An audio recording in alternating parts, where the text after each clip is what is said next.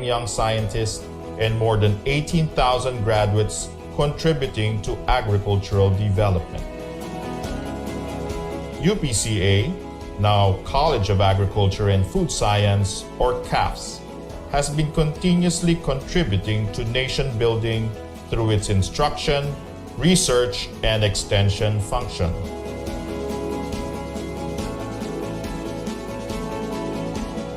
A mere 10 years after establishment, the college was able to start breeding works with the production of sugarcane varieties with high productivity and resistance to Fiji and mosaic disease. In the 1920s, the importance of agriculture was intensified and UPCA was recognized as neighboring countries began sending their students to Los Baños because of the high quality of education. In the 1930s, breeds with superior characteristics such as the Burkhala pig, Los Baños Cantonese chicken, and Philippine cattle were developed. The 1960s was a fruitful decade for research. Makapuno, a coconut cultivar often made into a dessert, was pioneered and perfected. Meanwhile, the Dairy Training and Research Institute was the first in the country to freeze buffalo semen, paving the way for artificial insemination of local carabaos. Along with the establishment of UPLB in the 70s, the college received the prestigious Ramon Magsaysay Award for International Understanding, Asia's counterpart for the Nobel Peace Prize. In the same decade, the C4 plants were developed. The soil test kits were produced in support of the Masagana 99 program, and the mango induction technique was introduced. Continuing the production of quality research outputs in the 1980s, techniques to minimize post-harvest losses, the accelerated fish sauce manufacturing process, and the rapid test kit for the detection of pesticide residue on vegetables were developed. The 1990s saw many new varieties across species or crop types, including Sinta papaya, the first Philippine-bred hybrid, UPLB Gold, a durian variety, and Doña Amelita, a musaenda named after the wife of former President Fidel Ramos. The award-winning National Corn-Based Farmer Scientist RDE Training Program, or FSTP, was also established around this time and still remains as one of the university's primary extension programs. In the field of instruction, the book titled Integrating Sustainable Agriculture in the BSA Curriculum, the UPLB College of Agriculture Experience, was published in 1999.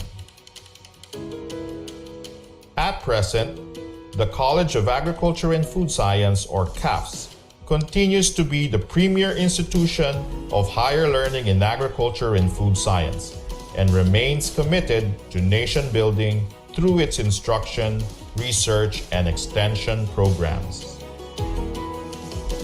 In order to produce the best graduates, all of our courses are outcomes-based education, and continuous improvement of the curriculum is being practiced to meet the challenges of the 21st century. As testament of excellence, CAFS is constantly recognized by different organizations. In research, we continue to implement relevant studies with focus on the 12 priority commodities to address food security. Moreover, technologies are constantly developed to aid in responsible food production. Supplementing these are extension activities to disseminate the knowledge generated to improve food productivity and livelihood of the people. We believe that present technologies will future-proof our food systems. Some of our notable developments are iDetect, Coraginam, Plant Health and Pest Clinic, Pest Management Tools and Techniques, Smarter Pest Identification Technology or SPITech, snap hydroponics, drone technology, rapid immunofilter assay for virus indexing, nanofertilizers Fertigrow, Hormogrow, nanobiosensors, and biochar.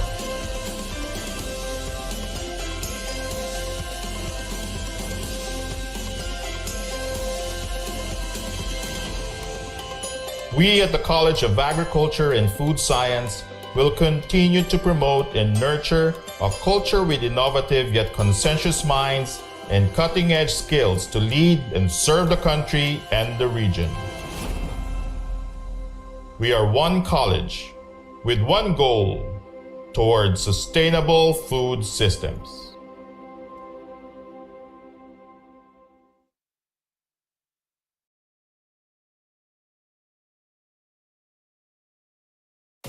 The problems, pest invasions and outbreaks, crops diseases, massive use of pesticides, food security policies, confusing field practices.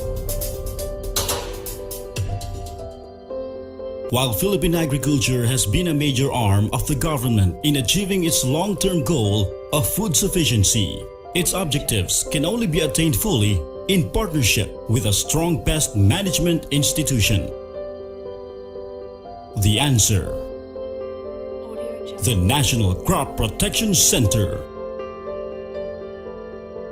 The National Crop Protection Center.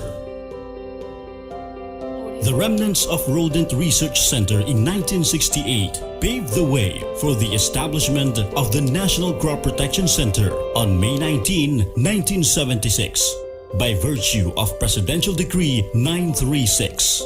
Its founder, Dr. Fernando F. Sanchez Sr., exerted all efforts in expanding the rodent studies into more comprehensive pest management programs by forming teams of experts in rice, corn, vegetables, pest surveillance and forecasting, plant quarantine, pesticide chemistry and toxicology, and training and extension.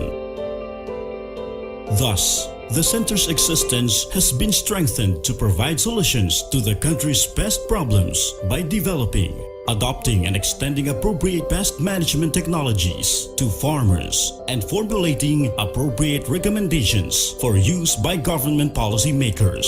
An advisory board spearheaded by the Department of Agriculture served as guide in pursuing the goals of the center.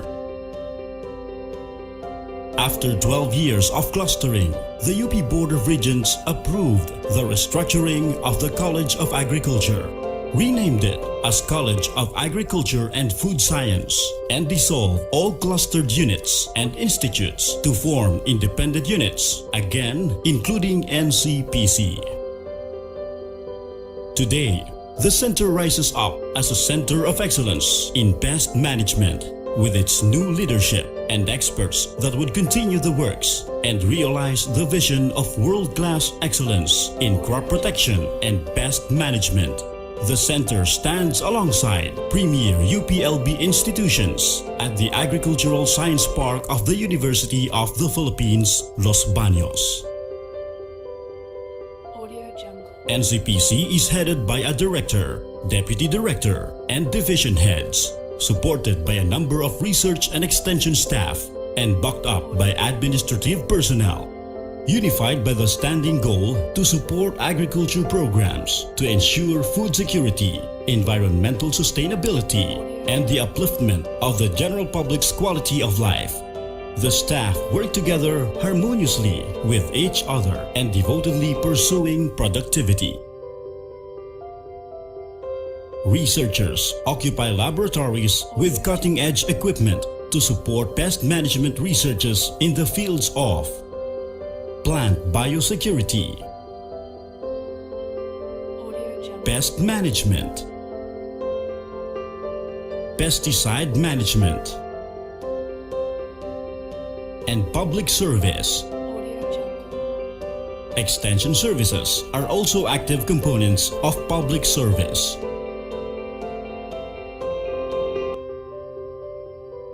Technical services are focused on plant health clinic, The Quick Response Team, wherein NCPC addresses serious pest problems through quick response to pest outbreaks.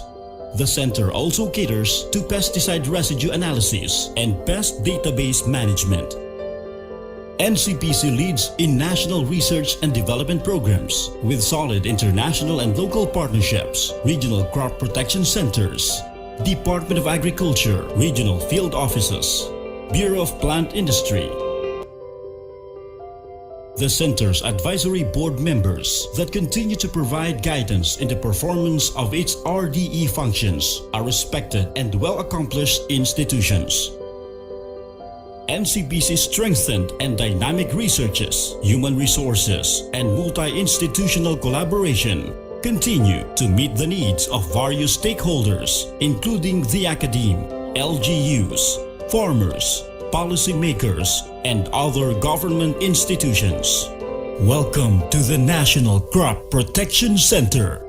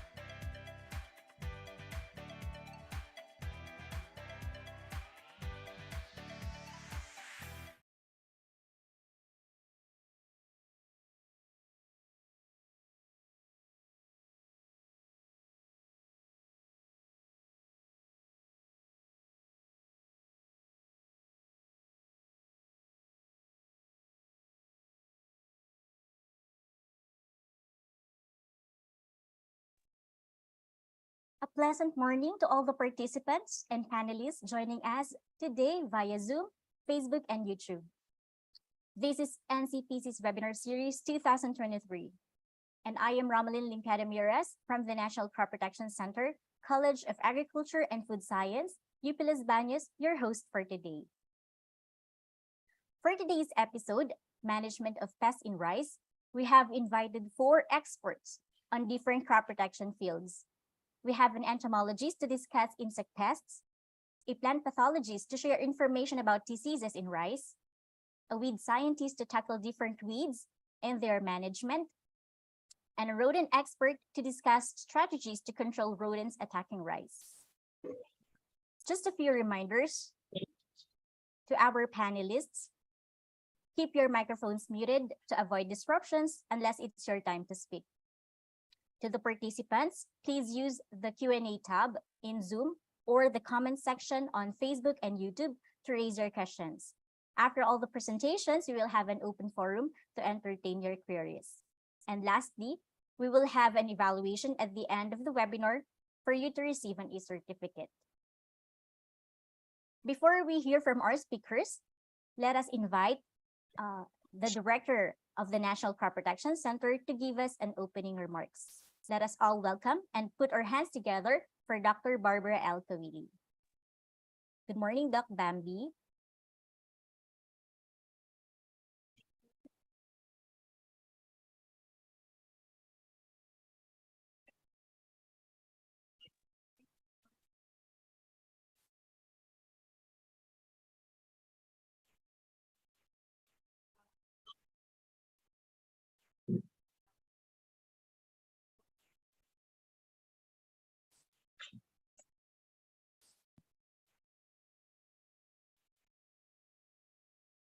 Doc Bambi, may we interrupt you po? We can't hear you po.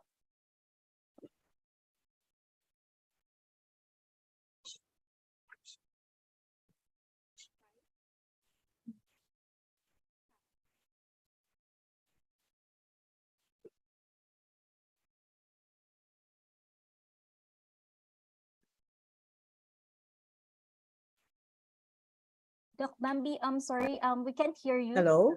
Yes, and okay na po, klaro na po. We can hear Wala you daw na. akong audio. Ulitin Yes, ko, ma'am. ha? So, am I audible now? Yes, opo.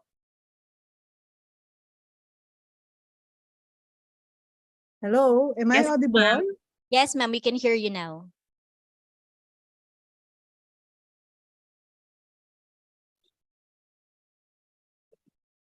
Hello? Yes, ma'am. Okay. Yes, ma'am. Sige. Again, okay. To our esteemed and seasoned resource speakers, Dr. Pio A. Javier, Dr. Rizaldo G. Bayot, Dr. Hil L. Magsino, and Dr. Enrico K. Magalit, to the NCTC webinar team, and to all the participants joining us via Zoom, Facebook, and YouTube. A pleasant morning to all of you. So welcome to the NCTC webinar on the management of pests in rice. So rice, being a staple food for Filipino families, holds immense cultural, political, and economic significance in our country. So its production serves as a livelihood for millions of Filipino farmers, making it an integral part of the country's agricultural landscape. However, as with any agricultural endeavor, the rice industry faces the challenges of natural disasters, escalating costs of inputs, and various crop pests. Year after year, we witness considerable yield losses in rice, leading to reduced income of our farmers. So this poses a real challenge as it becomes increasingly difficult for them to procure the inputs required for their farms. Consequently, our farmers find themselves in a cycle of losses, which calls for our attention and collective action. So today, we are here to talk about the pests that afflict the rice industry, ranging from insect pests and diseases to weeds and rodents.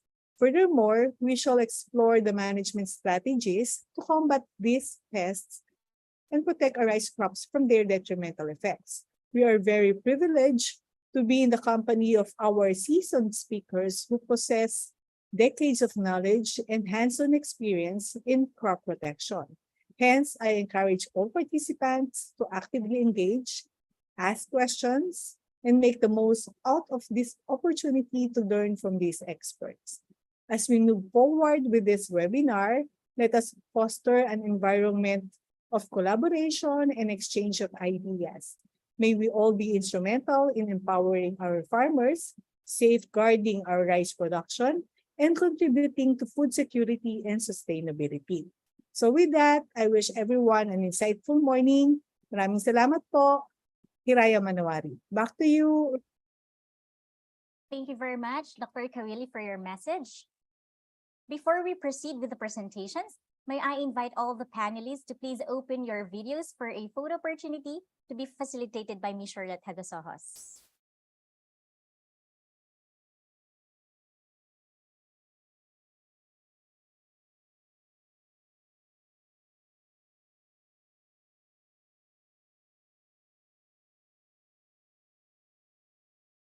Okay, so I think ready na po. So 1, 2, 3, smile po. Isa pa po. 1, 2, 3, smile. Thank you po. Thank you, Char. Thank you very much, Ms. Char. So marami po tayong presentations. So simulan na po natin ang ating pong unang presentation. Let me now introduce our first speaker to discuss management of rice insect pests. Our first speaker is an entomologist and retired research professor at the Institute of Feed Science, Entomology, and Plant Pathology under the College of Agriculture and Food Science, UP Los Baños. As a researcher, he has worked on the management of insect pests of corn, sugarcane, citrus, lanzones, coffee, and storage insect pests. He has also worked on biological control agents and evaluated the use of botanical insecticides. Moreover, he experienced working on oviposition attractants for dengue mosquitoes. From his research projects, he has published more than 40 publications and received various institutional and national awards. He is currently the secretary of the Samahan ng mga Magbibinhi sa Laguna and an accredited inbred rice seed producer through the Bureau of Plant Industry, National Seed Quality Control Services. And he has special accreditation to plant inbred rice foundation seeds through the BPI NSQCS 4A. Without much ado, let us all welcome our first speaker, Dr. Pio A. Javier.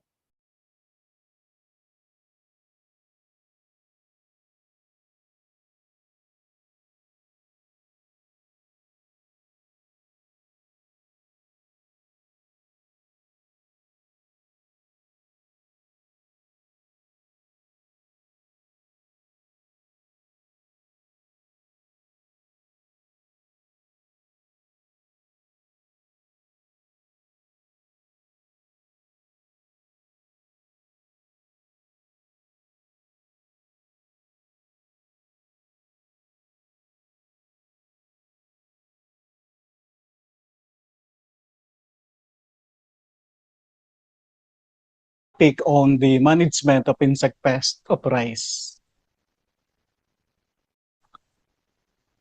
Sa katapusan ng aking presentation, yung mga nakikinig must be able to recognize the most common insect pest of rice, describe the damage or injury caused by major insect pests, and discuss the various management approaches against rice insect pests.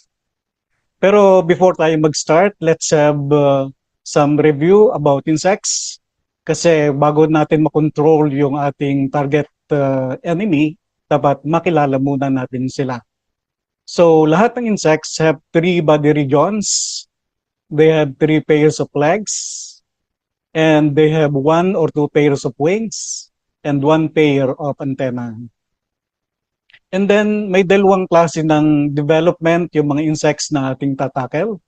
Ito yung unang general type ng development na tinatawag nating complete metamorphosis. So dito mag-start sa egg, mag-hatch yung egg, magiging first instar larva, second, third, fourth, fifth, at kuminsan hanggang sixth instar.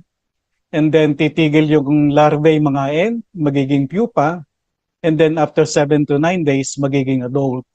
So dapat makilala talaga natin yung insekto kasi kung minsan yung adult ay sabi iba pa rin doon sa larvae. At dito malalaman natin na yung destructive stage ng insekto na nag-undergo ng complete metamorphosis ay yung larvae. Ang example ng mga insects na ganito yung pinagdadaanan na ikot ng buhay ay yung mga armyworm, stem borer, cutworms. Ang sunod namang type ng development ay yung incomplete metamorphosis. So after nung egg, mag-hatch yun, magiging nymph, first instar nymph, second, third, fourth, fifth, at kung minsan may 6 bago maging adult. So dito, yung lahat ng stages, yung nymph hanggang adult, ay destructive stage ng insekto. So dito ang example natin ay yung mga leafhoppers, plant hoppers. So yung mga bugs, yan yung example ng insects with incomplete metamorphosis. Ngayon, yung mga insekto ay ginroup according to the type ng mouth parts. So meron tayong tinatawag na chewing insects. So they remove pieces of plant tissue at kinakain niya yung leaves. So katulad nito, yung mga larvae ng insects tulad ng armyworm, cutworm. And then meron tayong sip-sip na mga insekto. Ito yung sucking insects. So they pierce the plant tissue and they remove plant sap. Ito yung mga grupo na nagtatransmit ng mga diseases. Tapos meron naman tayong boring na insects. Parang dun sa nagla-lecture na boring. Pero I hope na hindi naman ako boring. So itong mga insect nito ay they bore into the stalk and they eat plant tissue. At pag inopen nyo yung stalk, makikita nyo ron yung destructive stage ng insekto. Then another grouping ng insects ay according to the plant parts being attacked. So may tinatawag na tayong grain insects. At ang katulad nito ay yung rice bugs. Meron tayong leaf insect na nagda-damage dun sa leaves. Merong stem insects, so dun sa stem siya nagsasak o nagfi-feed. At meron tayong ground insect, ito yung nagfi-feed sa roots. So kapag meron kayong insekto ng palay na sinabing dun sa roots nagfi-feed, so most likely ito yung mga grubs na tinatawag natin. At kapag dun sa bunga ay yung mga bugs, yung rice bug at saka black bugs ang nagfi-feed dito. So napakaraming insekto yung nag-a-attack dun sa ating insect pests at meron tayong 58 known insect pests ng rice. At alam natin na yung mga insects, they are the major constraint in rice production. And ang average yield loss due to insects is about 18.5%. So mahalaga na makilala natin yung insekto at malaman yung kanyang life history, behavior at saka yung kanyang paninira upang effectively makontrol natin yung mga insects. Ito yung ilang major insect pest ng rice, pero sa dami nito, pipiliin ko lang yung nasa blue na color at yung black ay hindi ko na lang i-discuss. Sa dami ng insektong ito, baka sabihin nyo, hindi na kayo magtatanim ng palay. Pero hindi naman palaging highly destructive itong mga insect pest na ito. So, i-discuss natin, talakayin natin yung mga insektong ito. So, ang unang insect na ating i-discuss ay yung rice seedling maggot. So, ganito yung kanyang adult. Brown siya, maliit. Ang ginagawa ng adults, magle-lay ng eggs doon sa dahon ng palay. And then, yung eggs ay mag-hatch, pupunta ron sa pinaka-base sa puno. At habang sila ay nasa base ng plant, ay mag-feed doon sa talbo, doon sa gitna, sa ubod. And then, pag nag-emerge yung dahon, ang lalabas ay ganito yung distorted yung leaves, medyo white or transparent patches ang meron, at may pinholes. And then, ito yung itsura ng larva pag dinisect ninyo yung talbos ng palay. At kapag siya ay pupa, ganito na yung kanyang itsura. So far, hindi naman ito major insect pest, pero nadidelay niya yung harvesting dahil nagre-recover pa yung halaman, yung palay. So hindi na natin didiscusin itong case worm dahil hindi masyadong common ito rito. Ang ating didiscuss na next ay yung stem borer. So meron tayong 4 na species ng stem borer na highly destructive dito sa atin. Pero ang didiscuss ko lang ay yung yellow stem borer o Serpopaga incertulas. So pare-parehas yung characteristic damage ng mga stem borer. So pag nag-feed siya, magkakaroon dito ng kung tawagin ay luslos o yung dead heart. At ito yung close-up ng dead heart kasi pag nag-feed doon sa pinaka-base, matutuyo yung talbos dahil wala nang dadaloy na sustansya dito sa kanyang suwi. At kapag siya ay reproductive stage na, ang tawag ay uban o dead heart. So ito yung bunga ng palay na wala ng laman. And then kapag nasa loob na siya ng buko, ito nasa loob yung insekto, makikita nyo may mga butas. Ito yung exit hole ng mga larvae. And kapag binuksan mo itong bukong ito, makikita mo yung larva sa loob. So ito pa yung ibang species ng stem borer. Ito yung talagang stem borer na i-discuss ko, yung yellow stem borer. Ito yung pinaka-destructive. Ito yung kanyang egg mass. So ibig sabihin, maraming mga eggs dito na nakocoveran ng scales. So kalimitan, may mga parasitoids na nagpaparasitize dito sa ganitong klase. And then, pag nag-hatch yung kanyang itlog in 9 days, magiging larva. Yung larva, and then magbobore siya doon sa katawan ng palay. Tapos habang nasa loob, mag-feed siya. And then matatransform sa pupa. So yung pupa ay nagtatagal ng 9 to 12 days. Tapos mag-emerge siya as adult. So yung adult ay makikilala doon sa dalawang dots doon sa kanyang forewings. So yung mga stem borers na ito ay mas gusto yung mas maraming tubig na palay. So mas maraming tubig, mas marami yung stem borer. So isang method para ma-control sila o ma-reduce yung infestation ay yung pagpapakati ng palayan.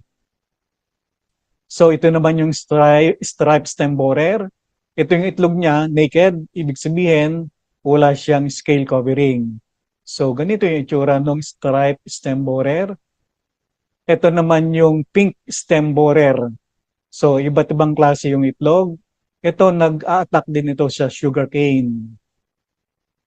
And now lipat naman tayo dun sa ibang klase.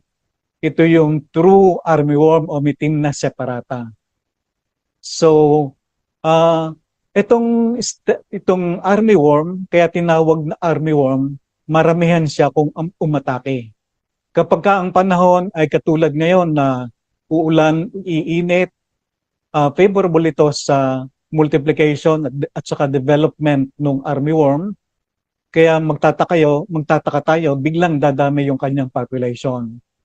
So ganito yung kulay o itsura ng larva ng armyworm, greenish or purplish brown, and they undergo 5 to 6 larval instars sa loob ng 14 hanggang 25 days. So ito ay nag-pupate dun sa base ng plant, tapos yung pupa, after 7 to 10 days, ay lilipad na as adult. Ito yung kanyang damage. Kapag mataas yung population, yung dahon ay talagang pwedeng maubos kapag mataas yung population. And then, mas destructive siya kapag nagpapanical initiation ng palay. Kasi pinuputol niya yung tangkay ng panicle. So, yung tangkay ng lalaglag, kaya direct yung damage niya. So dapat talaga ay laging imo-monitor o titingnan, bibisitahin yung inyong rice field dahil delikado itong armyworm. Ito naman yung leaf folder. So sa dahon siya nangingitlog. Tapos kapag yung itlog ay namisa sa loob ng 3 to 6 days, siya ay magiging uod. So yung uod, kalimitan, ganito siya nag-start. I-scrape yung dahon, later on, ifo-fold yon. At doon sa loob ng fold, naroon yung larva na dire-diretso yung kanyang panginginain. So, after 15 to 25 days, yung uod ay magiging pupa. And then yung pupa ay naroon sa tiniklop na dahon. And after 6 to 8 days, yung pupa ay magiging adult na. So ganito yung itsura ng adult.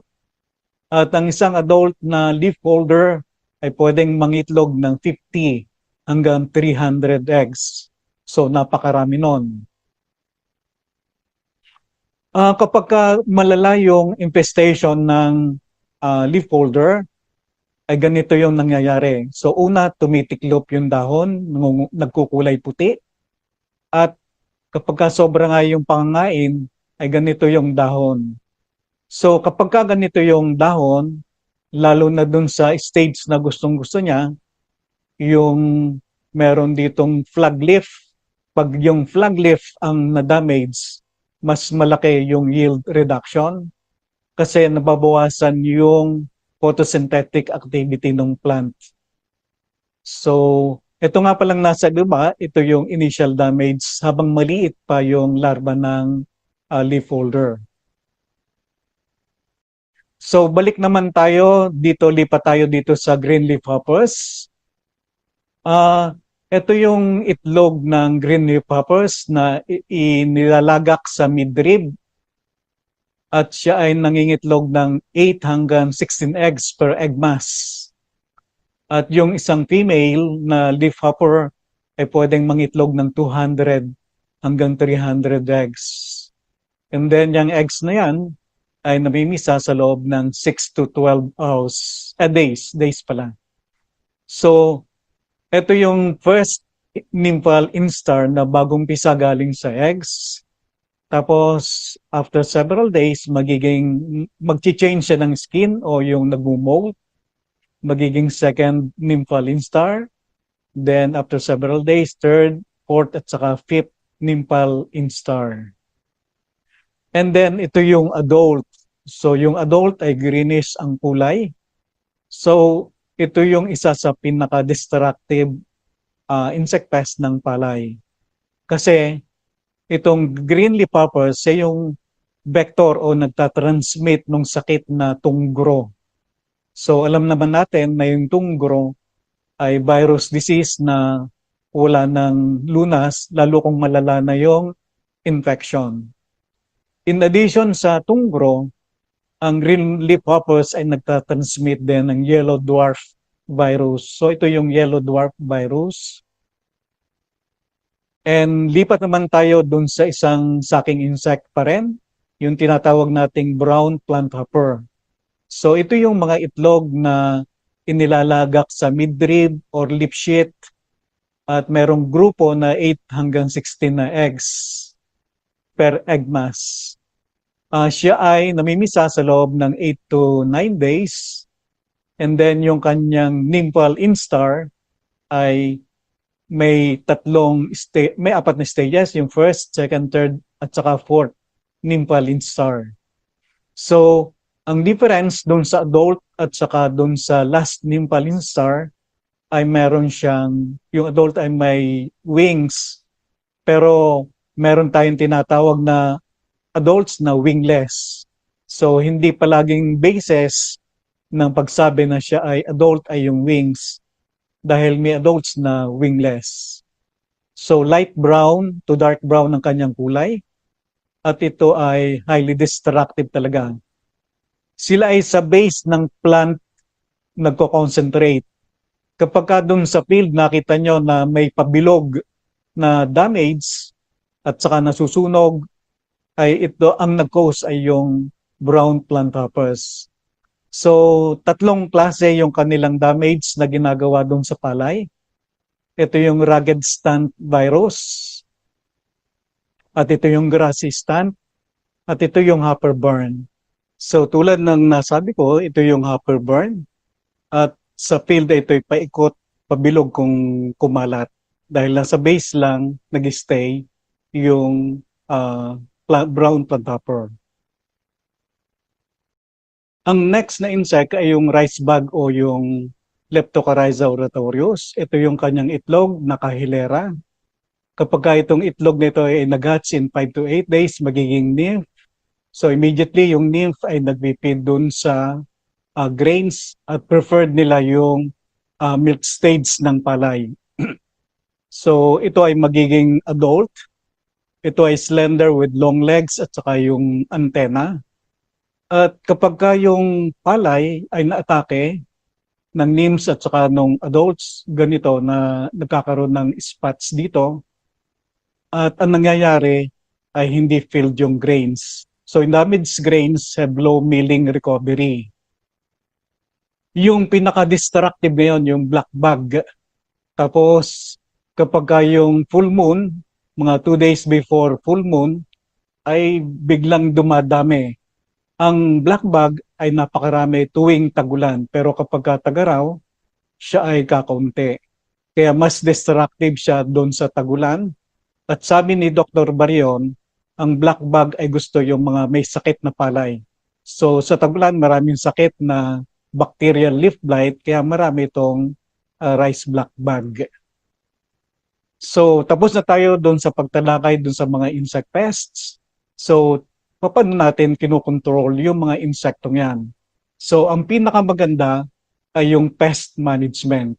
So, ditong ang pest management ay combination ng lahat ng possible methods para makontrol yung insekto. At ang pinakauna rito ay yung mag-grow tayo ng healthy crop. Kasi kung healthy yung crop, kaunti lang yung mga insekto na kakain sa kanya. Dahil pwede niyang ma-resist yung damage ng mga insekto. And then sa field, napakaraming biological control agents. Dapat hindi natin patayin ito. Sa halip ay enhance natin yung population ng biological control agents sa pamamagitan ng hindi pag-spray. At kung may mga resistant varieties, pwede tayong gumamit ng resistant varieties. At dapat alam natin yung mga compatible na cultural farm practices. And ang huli, yung need-based use ng chemicals based sa monitoring. So hindi basta-basta gagamit ng synthetic insecticides. So ano ba yung mga control tactics sa pest management? Una, yung cultural control. Ito yung mga farm operations para tayo makakreate ng environment na unfavorable sa development ng insect pero favorable sa rice production. Una, yung synchronized planting. So sabay-sabay na pagtatanim. Kung pwede, mag-plant tayo within 3 weeks dahil pagsabay-sabay, kalat yung damage. And then yung sanitation, ito yung removal ng breeding sites at saka yung source ng pagkain ng mga insekto. And then crop rotation and intercropping. Yung planting a second crop between rice breaks, katulad ng pechay, will break yung life cycle ng mga peste. And then yung other methods ay yung fertilizer management. Alam natin na kung masyadong mataas yung nitrogen application, ito ay favorable sa insect development. So dapat tama yung ating nitrogen at meron tayong balanced fertilization. Ngayon, may mga microbial fertilizer katulad ng trichoderma na pwedeng gamitin para at saka yung nitrogen fixing bacteria tulad ng BioN at Nutrio na pwedeng magkaroon ng induced resistance laban sa mga insect pests and diseases. And then yung water management, kapag in-increase mo yung water level, it will destroy yung eggs ng brown planthoppers. And yung opposite, pag tinanggal mo naman yung water, ay mas less yung damage ng rice seedling maggot. And yung plant spacing, pag closer yung ating spacing, ito ay highly favorable sa population buildup ng brown plant hoppers. So yung next ay yung biological control. Ito yung paggamit ng living organisms para mamatay yung mga insekto. Meron tayong parasitoid. Ito yung talagang napasok o nagpaparasitize o iniitlogan yung itlog ng peste o kaya yung larva. Tapos killing me softly ang ginagawa nila at talagang ini-ensure nila na patay yung eggs bago mag-hatch at saka yung larvae. So ganito ang nangyayari, ito yung halimbawa yung itlog na hindi parasitized. So pag hindi parasitized ay mag-hatch siya into larvae.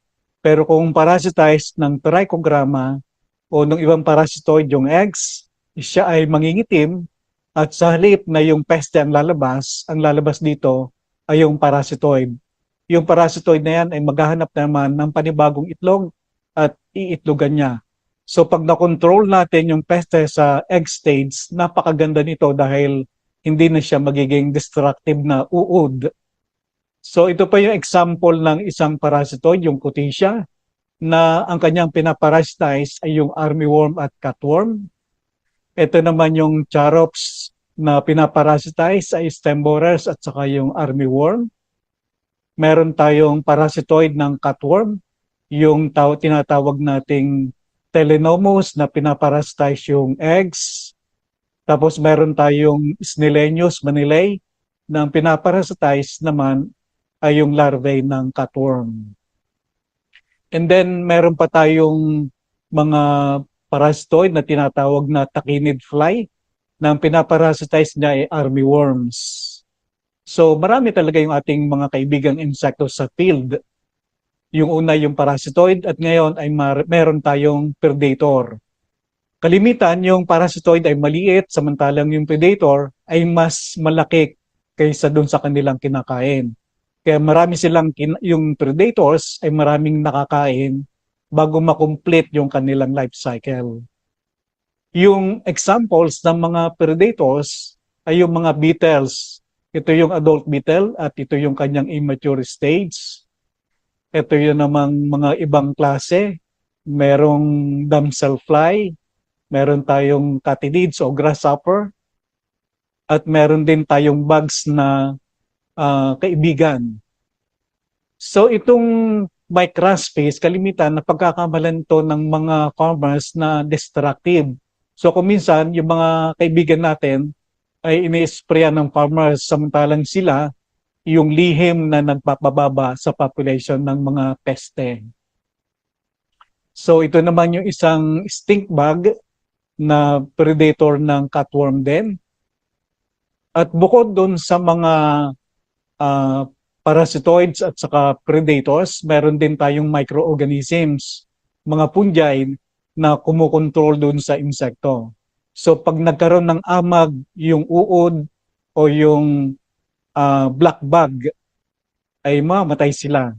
At dito meron na tayong na mass-produce na yung DA, mass-produce na Metarhizium anisopleae na pwedeng gamitin pang spray laban sa black bug. So may ibang control methods pa tayo, yung hand picking. Subalit itong hand picking ay siyempre pwede kung kakaunti lang yung insekto. Pero kung ektarya yung iyong iko-control na insekto, ika-ektarya, eh hindi ito pwede. Yung light trapping, ito'y pwede sa ilang insekto, katulad ng black bug. Kasi kapag yung full moon, dumadami yung black bug, pwede silang ma-attract sa maliwanag na lights. So, natatrap sila ron. Yung varietal resistance, kalimitan yung mga bagong release na varieties ay matitibay laban sa mga peste. Kailang kakaunti yung mga varieties na talagang matibay laban sa mga insekto.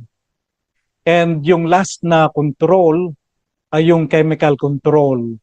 Unfortunately, yung ating mga farmers nga kapag nakakita ng insekto, akala nila ay lahat ay kalaban. So nag-spray sila at unfortunately, ang karamihan sa napapatay ay yung mga biological control agents. So dapat kung mag-apply ng insecticide ay need-based lang at ito yung last resort na gagawin natin para makontrol yung peste. So kung minsan, pwedeng gumamit ng selective insecticide. So ano ba yung selective insecticide? Ito yung mga insecticide na kapag ka ini-apply natin, ay ang mamamatay lang ay yung mga peste. So sasabihin nyo, wala namang ganong klaseng insecticide. So halimbawa yung granular formulation ng carbufuran, ito ay systemic. So pag in-apply nyo dun sa palay, ito ay tataas papunta ron sa katawan ng palay, papunta sa dahon. At pag dito ay nag-feed yung mga insekto, mamatay sila. So unlike yung mga sprayable insecticide, ang granular formulation ng carbufuran ay very safe doon sa natural enemies kasi hindi ka nag-spray. Whereas yung spraying, pwedeng ma-hit yung mga natural enemies, yung mga parasitoids at saka yung predator. So, hanggang dito na lang.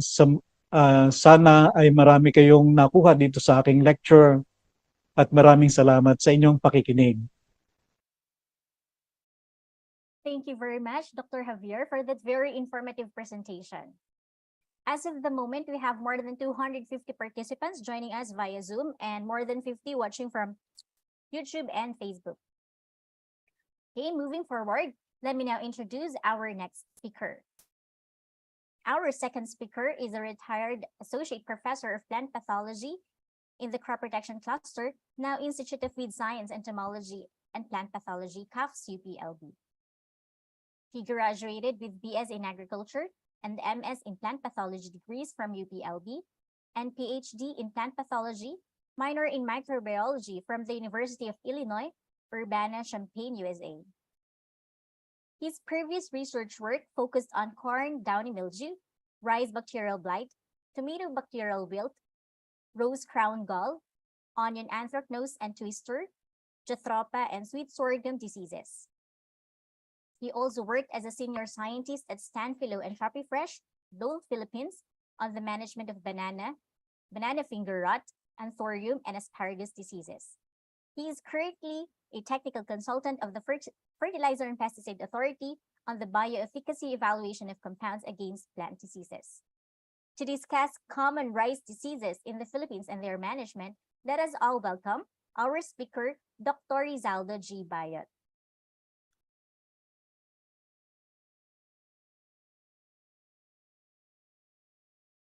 Thank you very much, Roma, for that generous introduction. Good morning to everyone. Magandang umaga po sa ating lahat. And thank you, NCPC training team, for inviting me to participate into this webinar to discuss the common rice diseases in the Philippines and their management. As mentioned by our director this morning, rice is the most important staple food in Asia, and it is considered a political crop in the Philippines because it is among the major important issues during national election. This is because our government would like to ensure that ang population natin ngayon, more than 100 million Filipinos, and they would like to ascertain that maraming pagkain ang mga Filipinos. The demand for rice is increasing steadily. Bakit? Because the human population is also increasing very rapidly. That's why, since 2005, Dr. Kos of Erie already said that rice production should be increased by 40% in 2030 to meet this demand. And ngayon, ano na tayo? 2023 na. Almost 7 years na lang, maging 2030. Hindi natin alam kung mamimit ba natin yung 40% increase in rice production. Of course, there are several ways to boost rice production. But there are also several limiting factors in rice production. And rice diseases are among the major constraints in rice production. There are three main causes of diseases in the Philippines, and these are the fungi, bacteria, and viruses. So today I will discuss 8 fungal diseases, 2 bacterial diseases, and 2 viruses or virus diseases in the Philippines. I will start with fungal diseases. The first one is rice blast. It is caused by Pericularia oryzae, and sometimes the perfect stage is known as Magnaforte grigia, some other people calling it as Magnaforte oryzae. The disease infects a plant and lowland rice. It affects all above ground parts of the plant, the leaf, the collar, the node, and the neck, and parts of the panicle. And the disease occurs in areas with low soil moisture, frequent and prolonged periods of rain shower, cold temperature in the daytime. And the leaf blast incidence tends to lessen as plants mature and develop adult plant resistance. Leaf blast infection can kill seedlings or plants up to tillering stage. But paano natin ma-recognize ang rice blast? Of course, through their symptoms produced by the diseased plant. On the leaves, the spots are spindle-shaped and pointed at both ends. Ito yung characteristic symptom. And then later on, the spots will coalesce, causing drying and early senescence of the leaves. Katulad na siya nito. Mamatay yung dahon. But the disease would cause the most serious damage when it attacks the neck of the panicle. Ito. So, anong mangyayari? Pag na-attack ito, this will become very brittle at kunting hangin lang, ito ay malalaglag. The same is true pag yung node ang na-attack. This will also become brittle at pag nahanginan ng malakas, ito ay malalaglag. So, that is a complete loss of the panicle. How are we going to manage rice blast? Of course, the use of resistant varieties is the most economical and practical method of controlling the disease. And you can maybe see an updated list. Pwede kayong humingi sa PhilRice. Mayroon silang mga listahan kung ano yung mga varieties na resistant to a particular disease. We can raise seedlings under lowland conditions at the onset of the rainy season and apply or have to reduce the nitrogenous fertilizer to prevent the severe outbreak of rice blast. And mas maganda if you can split the nitrogen application at 20, 40, and 60 days after planting. And of course, the last resort is judicious application of recommended fungicides. Pag sinabi natin na recommended fungicides, we are referring to the fungicides that are registered with the Fertilizer and Pesticide Authority against the particular disease in a particular crop. Then the next fungal disease is sheath blight. This is caused by Rhizoctonia solani. The fungus is soil-borne and it's common on both lowland and upland rice fields. Can cause early senescence of the leaves, can destroy young tillers. It can weaken infected culm, resulting to lodging and collapse of the tillers. That would result into the reduction in grain yield and quality. The fungus attacks plants at different growth stages but is more distinct at pre-budding stage. So ito makikita natin ang symptom. In paddy fields, the spots usually occur above the water line. Makikita natin dito, yan. And the spots are circular, oval, or ellipsoid, water-soaked with grayish color. And then the spots with qualis, lumalaki, katulad nito. And halos lahat ng leaf sheet ay nakocover. And in severe cases, the sheets are entirely rotted. Tulad yan. Kung minsan, pag masyado talagang susceptible ang variety at very favorable ang environment, hanggang dahon ay naaabot ng sheath blight. These are sclerotial bodies, or what we call compact masses of hardened mycelia. These are formed on the infected parts of the stem. And then later on, ito ay malalaglag. This will fall to the ground, or kung mayroong tubig, ay doon sa tubig. And because very light ito, masyadong magaan, so it will float in water. Kaya nga yung nakikita natin na initial symptom na doon sa above the water line, doon sila nag-infect. How are we going to manage sheet blight? We have to plant moderately resistant varieties. Bakit moderately resistant varieties lang? Hindi yung mga highly resistant.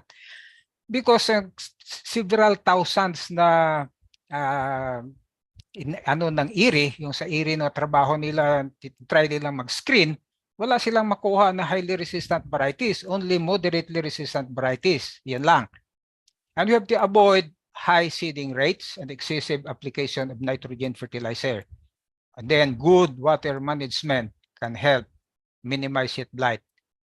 And there are several recommended fungicides against this disease. So, pwede natin gamitin, again, as the last resort, spray during the panicle initiation and heeding stages. And deep plowing to bury and submerge infected stubbles and sclerotia can help reduce the sources of inoculum. Another disease or fungal disease is brown spot or Helminthosporium leaf spot. Helminthosporium oryzae ang tawag sa cause, or kuminsan tinatawag nila na bipolaris oryzae. Yan ang problema kasi sa mga fungal or bacterial taxonomies, lagi nilang binabago yung mga pangalan, but we are referring to the same disease. And the perfect stage is Cocclubulus miavinus. The fungus is seed-borne and can survive in seeds for more than 4 years. And it attacks rice plants at all stages of development, occurs in all major rice-producing countries, but it is serious when plants are heavily shaded, when soil is deficient in potash, and when rice is grown in saline and waterlogged soil. This disease seldom occurs in fertile soil, but this is the disease that caused the Bengal famine in 1943. So serious talaga siya pag yung under favorable conditions at yung soil natin ay hindi masyadong fertile. The symptoms, the spots on leaves vary in size and shape, circular or oval spots with light to gray center surrounded by yellowish to reddish brown margin. And this will coalesce also. So what will happen, the entire leaf surface will wither and dries up. And may cause seedling blight when infected seeds are planted dahil nga siya ay seed-borne. So paano i-manage? Again, plant-resistant varieties, if available, use only healthy or clean seeds for planting or treat seeds with recommended fungicides if necessary. And then monitor the soil nutrients regularly and apply muriate of potash to correct the soil deficiency. And again, the last result is spray with recommended fungicides. Then, brown or narrow brown leaf spot caused by Spirulina orycina. And ito yung mga synonyms niya. Iba-iba yung mga pangalan ng Cercospora oryzae or Cercospora giancina. This pathogen would infect leaves, sheaths, and panicles and causes premature death of the leaves and sheaths and premature ripening of grains, which reduces the milling recovery. It usually occurs in potassium-deficient soil and appears during the late stages of the rice crop, starting at heading stage. So the symptoms usually we can usually found on all their leaves, and the lesions are linear, 3 to 5 millimeters in length, about 1 to 1.5 millimeters in width along the leaf axis, katulad nito. But in highly susceptible varieties, kung minsan itong spots na ito ay medyo mahaba, and it could be mistaken for bacterial leaf streak. How are you going to manage the disease? Again, plant-resistant varieties in areas where the disease is severe, and remove weeds and volunteer rice seedlings or rice crops serving as sources of inocula. And again, spray susceptible varieties with recommended fungicides at booting stage dahil na late na nag-appear itong sakit na ito. And then the next one is sheath rot. caused by Sarocladium oryzae. This disease is prevalent during the wet season, and incidence increases as plants with injuries caused by insects such as stem borer at panicle initiation. And high nitrogen application, high relative humidity and temperature at heating stage aggravate sheet rot. So ito yung kanyang symptoms. Infection occurs in the uppermost leaf sheet. So nakita niyo yan sa upper leaf sheet. Ano ang kulay niya? It is dark reddish brown with gray margin. Severe infections cause panicles to be only partially exerted and rotted. Kita niyo yan, hindi lumalabas. Hindi masyadong lumalabas yung panicle. And partially emerged panicles may produce poorly filled grains or discolored grain. So, ibig sabihin, nare-reduce ang grain quality. So, katulad yan, halos kakaunti yung, anong tawag yan? Marami ang unfilled na mga grains at saka nangingitim. So, we can manage this disease through the use of healthy seeds because seed rot is seed-borne pathogen. So you can also plant resistant varieties because there are varieties with natural resistance to the disease.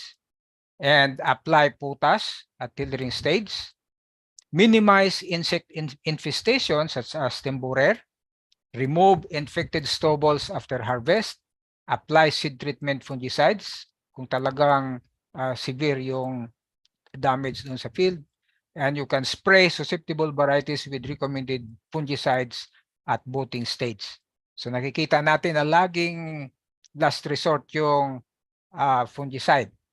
Pag talagang hindi na kaya, masyadong susceptible at very vulnerable ang environment.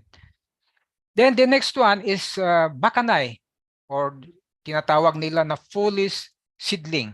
It is caused by Fusarium maliliforme. Ito yung kanyang perfect stage, Gibberella fujikiroi. Bakanay is a Japanese term which means bad or foolish. Kaya nga, foolish seedling ang tawag ng iba dyan. It is a seed-borne fungal disease. The fungus infects through the roots and grows systemically within the plants. It occurs most frequently when infected seeds are used, but can also occur when the pathogen is present on plant material such as stubbles or in the soil. The pathogen is spread by wind or water. And this could be also transmitted during farm operations like harvesting infected plants and the spores spread to the healthy seeds. And this is very important to seed growers. Si Dr. Javier is a seed grower. So kung gusto mo magpa-certify ng iyong seeds at may nakita yung inspector na mayroon palang bakanay yung iyong field ay hindi nila yon isi-certify. Ito yung symptoms, madali siyang makilala. Madali mong makita doon sa field because the infected seedlings are easily identified dahil sila ay taller and they are pale compared to the healthy plant and they are spindly. Bakit kaya ganito ang itsura niya? Because the fungus would produce yung hormone na gibberellin. Kaya nagiging matangkad but pale ang kulay ng seedling. And then later on, this will become yellow at magwiwilt ito, mamamatay. Yun, because anong nangyayari? Ang the fungus will attack the whole plant at yung nakikita natin ito yung whitish mycelia on the nodes of the infected plant. Ito ngayon yung sign. Yan ang symptom. Okay. So, ito yung pinapakita ko, yung mayroon kasing isang rice field na planted to aromatic rice but is highly susceptible to bakanay. Halos kadamihan, ayan, nakikita natin yung mga puti na yan or yan na nag-yellow na matatangkad na seedlings. Highly susceptible yung aromatic. Talagang masarap sana na variety ito. Pag ikaw ay dumaan early in the morning doon sa field, talagang maamoy mo yung very sweet na aroma ng palay. But it is highly susceptible. So for the disease management, plant resistant varieties and do not get seeds from field with Bacanay. You can also treat the seeds with the recommended fungicides. We can gather and burn infected plants or deep plowing to bury and submerge infected stubbles. You will notice that ang lagi nating sinasabi pag sa disease management ay either plant-resistant varieties or alisin natin yung mga stubbles or mga tawag na volunteer plants. Kasi sa plant disease management talaga, ang ating pang-control talaga, hindi ba, una ay you have to reduce the source of inoculum. Sa plant pathology, tinatawag namin yan na reduce XO. And then you can also reduce the R or rate of disease development. So yun, ay mga varieties, plant-resistant varieties, yun ang kanyang function to reduce the rate of disease increase. And then the next fungal disease is false mat. This is caused by Ostila-Genoidea varians. Disease development is favored by rain, high humidity, and soils with high nitrogen. But many farmers believe that the presence of false mat would indicate good yield because the weather conditions favorable to the development of false mat also favor good production.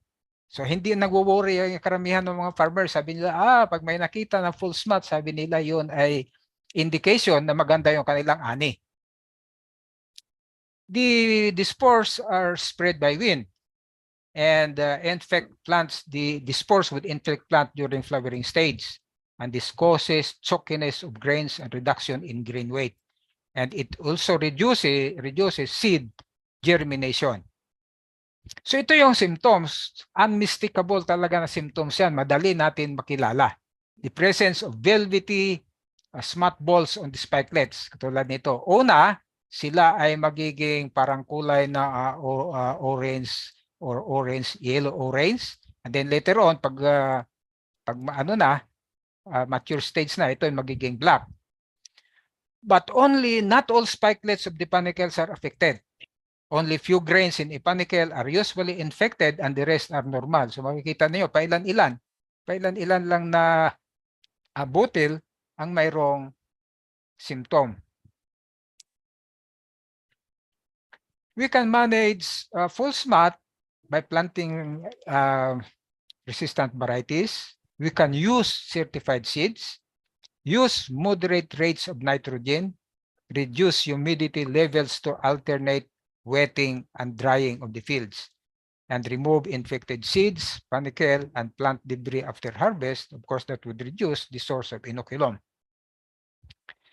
Then, dito sa rice diseases, ito na yung last na aking i-discuss, yung dirty panicle or tinatawag na grain or bloom discoloration.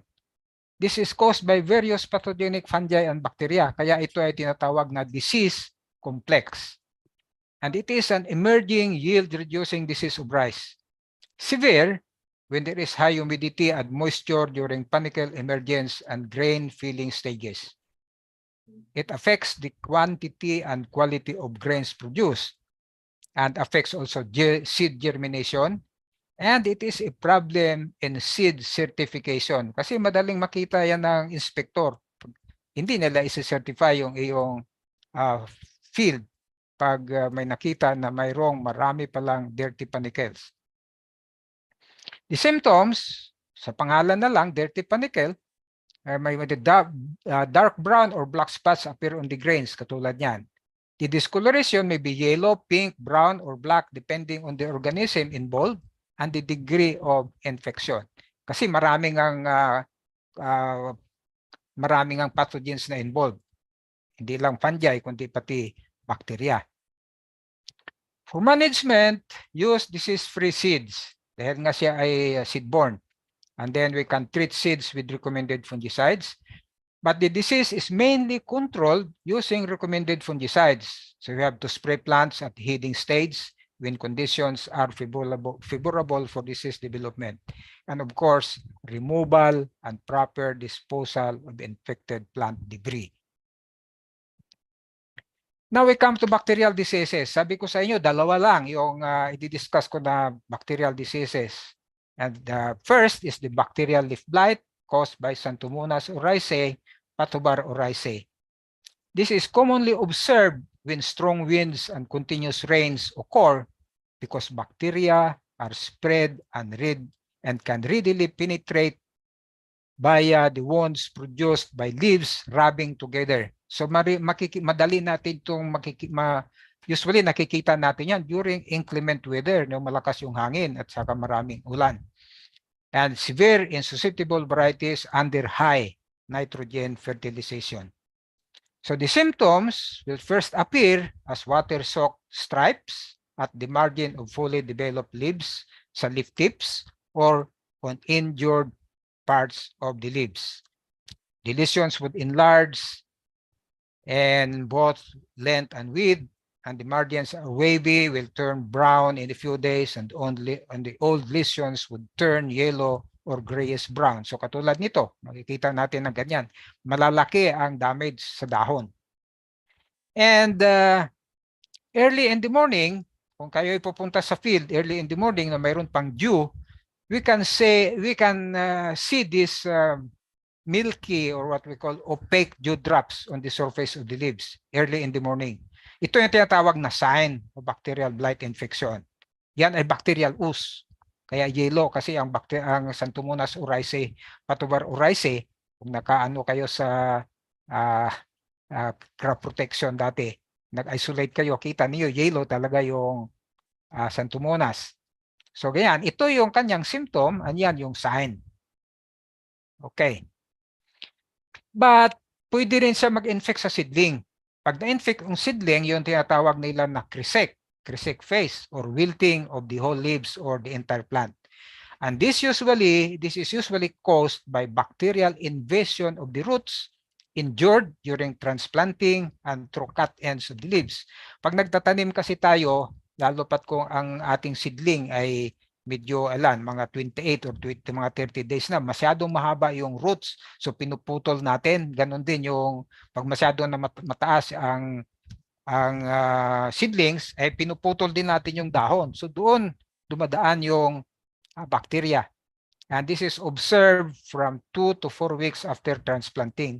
Kung minsan malulusaw na lang ito kasi nga kung hindi kayo observant, akala ninyo nagkaroon lang ng kailangan ninyong mag-replant. Okay, so yun ang cresek pag sa seedling, ang seedling ang na-infect.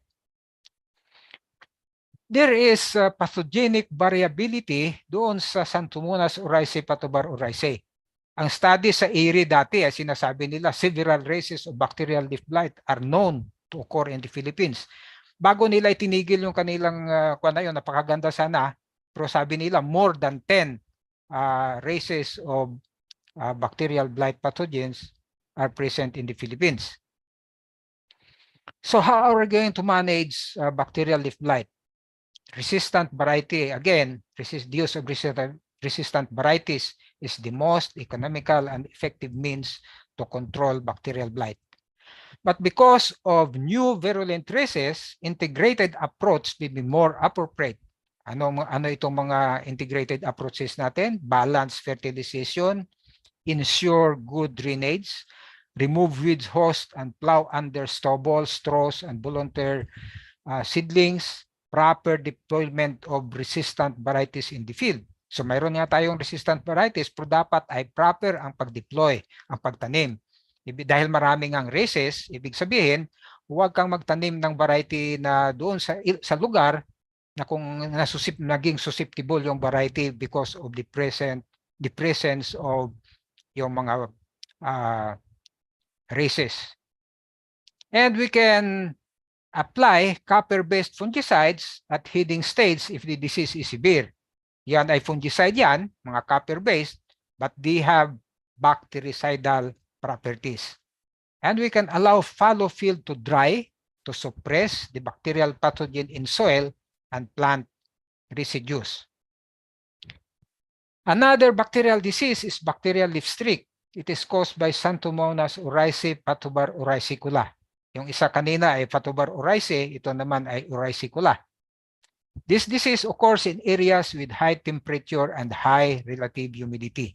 It is transmitted, it is reported to be transmitted through seeds and infected stubbles and can affect plants from maximum tillering to panicle initiation.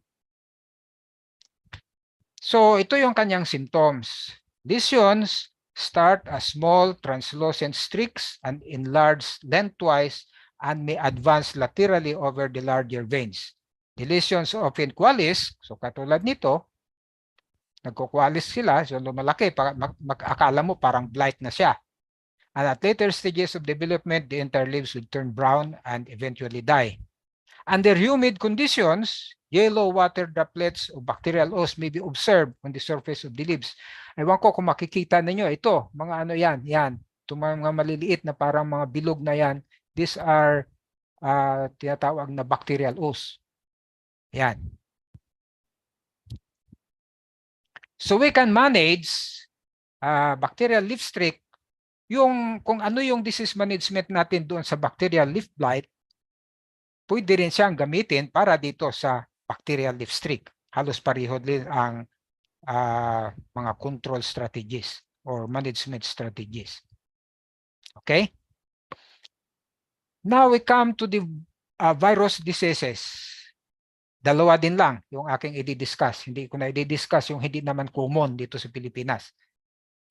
One is tungro. This is one of the most damaging and destructive diseases of rice in South and Southeast Asia.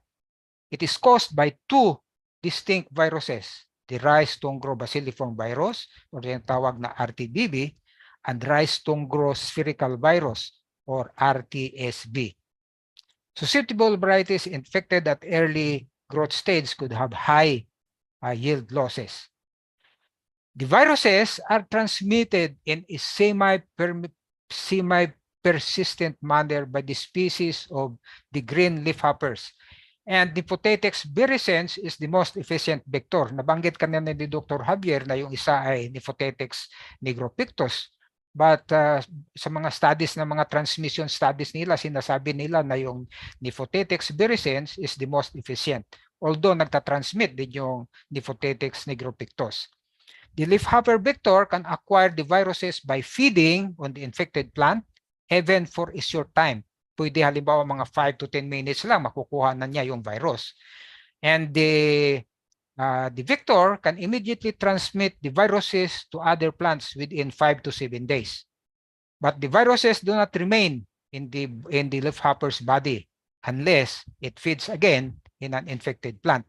So pwede lang tumagal yung virus doon sa katawan ng leafhopper for about 5 to 7 days. Then mawawala na.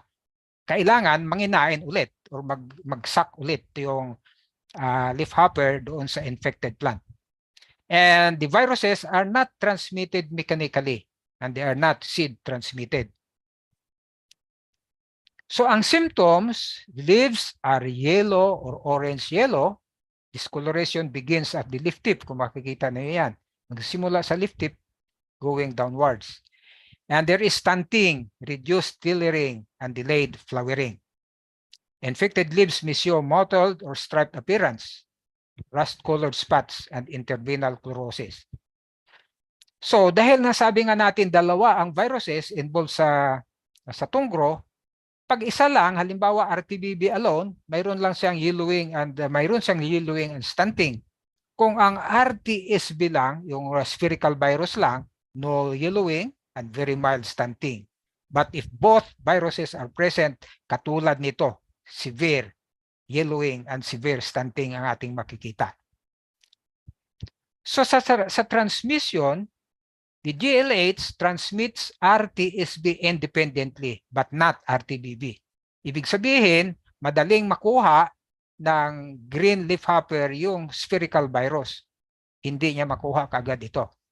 So ibig sabihin, plants infected with RTSB, so madaling maitatransmit ng green leafhopper.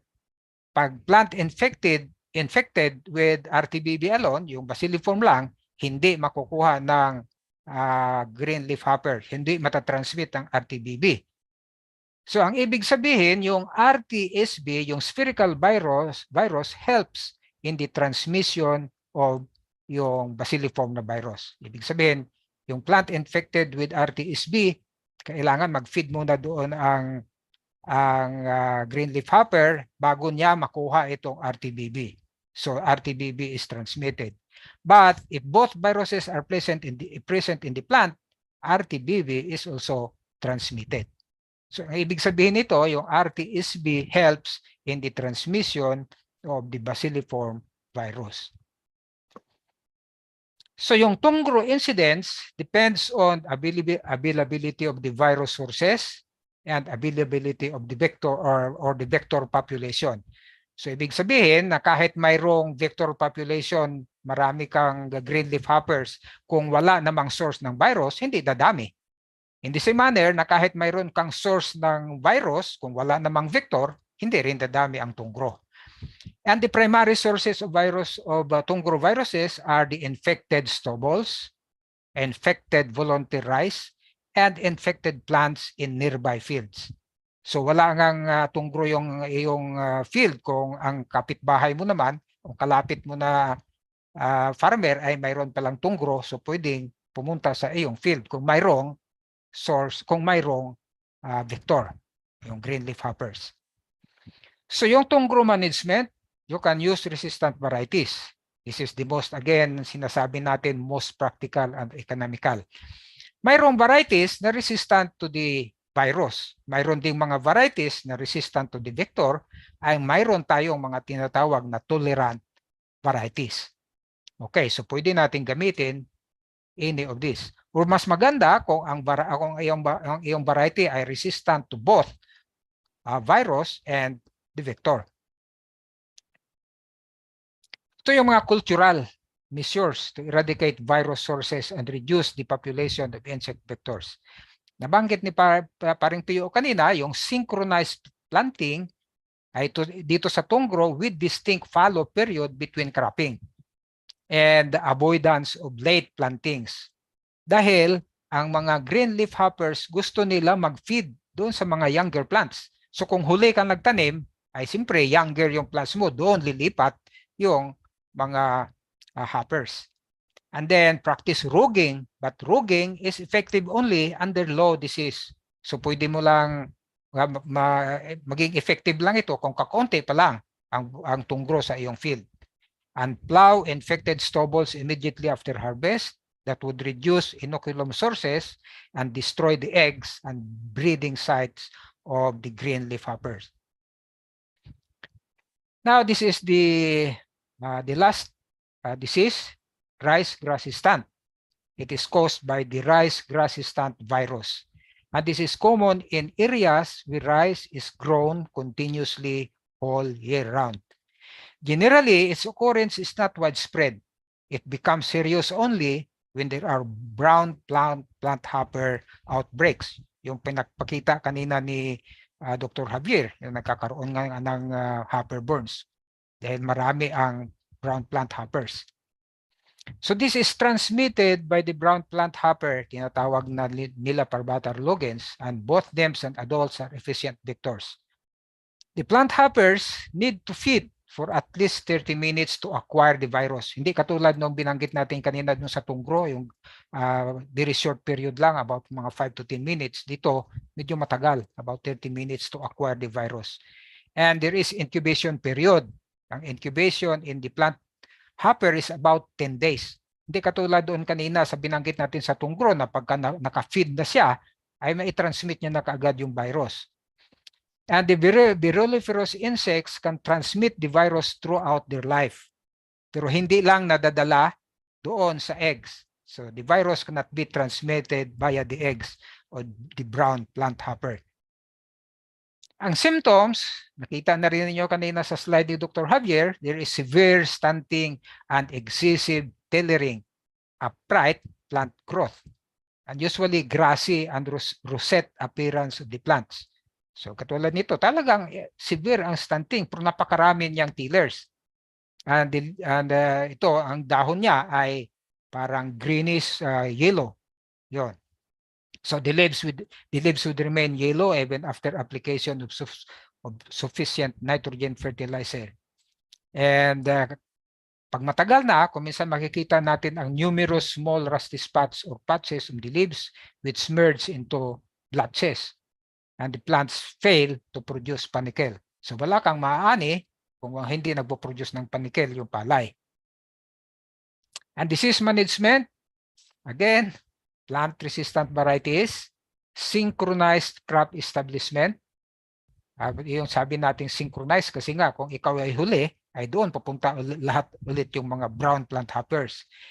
And the last resort ay kung talagang napakarami yung plant hoppers, kung minsan hindi na iwasan ng mga farmer na mag-spray with recommended insecticides to manage the brown plant hoppers. And plow under infected stubbles to reduce virus sources and remove volunteer plants and weeds. So I think that's the end of my presentation. Thank you very much for listening. Thank you very much, Dr. Bayot, for that very comprehensive presentation. We are now down to the third presentation, and allow me now to introduce our third speaker. Our third speaker is a weed scientist and former director of the National Crop Protection Center.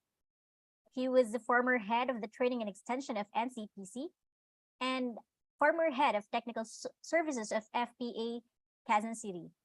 He also served as an R&D coordinator of FMC International Southeast Asia.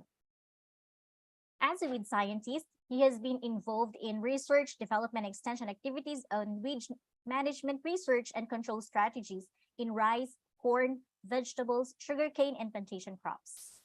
He has been actively involved in various organizations and was a former president of the following organizations: Weed Science Society of the Philippines Incorporated, Pest Management Council of the Philippines Incorporated, Philippine Associations of Agriculturists Incorporated, and Council for the Built and Natural Environment.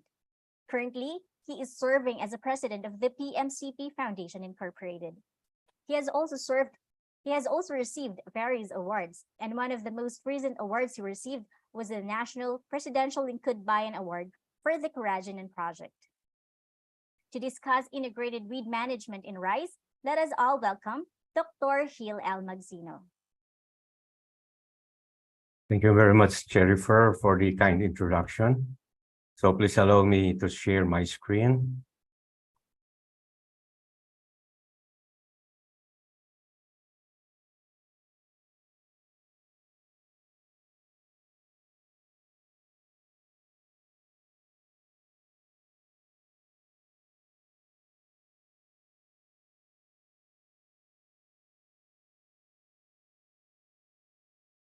Po lang, alisin natin itong mga block na ito.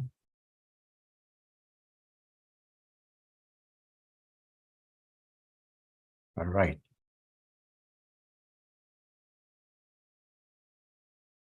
So again, magandang umaga po sa ating lahat. Sir Gil, pwede niyo pong i-share Una sa lahat, nais ko pong batiin. No? Jennifer, clear na ba yung aking screen? Sir, hindi Kita pa na? po. Hindi pa po. Paki-reshare po ulit. Oh. Black lang po yung nakikita po namin. Teka lang. Paano nangyari yan?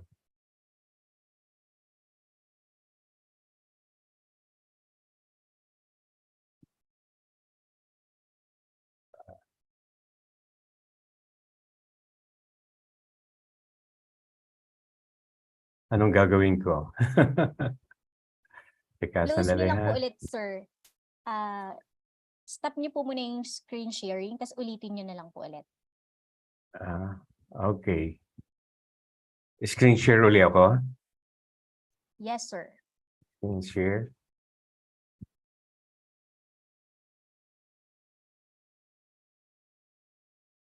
Wow.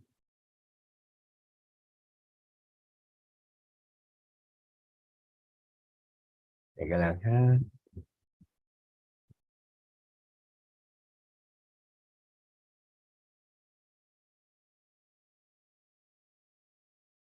Wala pa rin. Wala pa po. Okay, so while inaayos po ni Sir Gil ang kanya pong presentation, nais po namin batiin ang ating po mga participants from Zoom We are now 340 participants sa Zoom and more than 60 sa atin pong Facebook.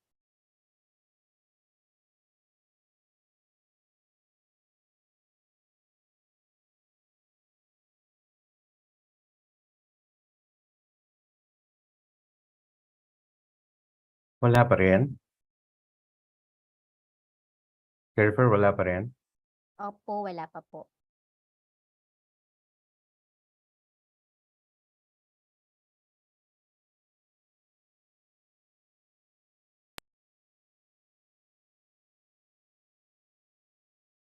Wala Sir, pa rin?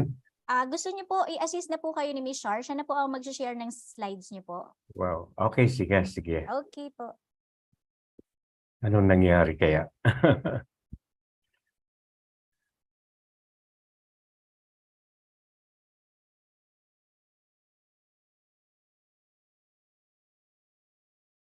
Okay na po, Sir Hill? Pwede na po ulit. Nakashare na po yung slides niyo po.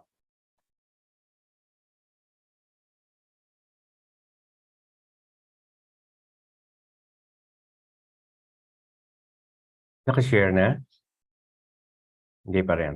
Yes, sir. Okay na po. You may now proceed with your presentation, Sir Hill. Wala pa sa aking screen. Mm.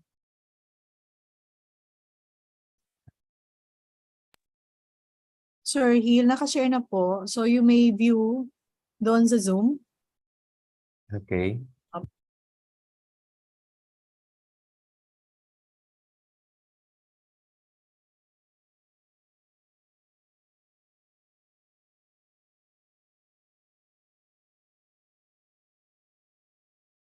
Ito na, kita nyo na? Or, I mean, paano kayang gagawin natin? Sorry, ah. Okay. Sir, you may close po yung inyo pong Nakashare na ba sa PowerPoint screen? presentation. Actually, yung kay Miss Charlotte po yung nakashare. So, Ah, pwede pero niyo pong, hindi ko nakikita. pwede niyo pong Ah. i-close po yung PowerPoint niyo po from your Ah, computer po.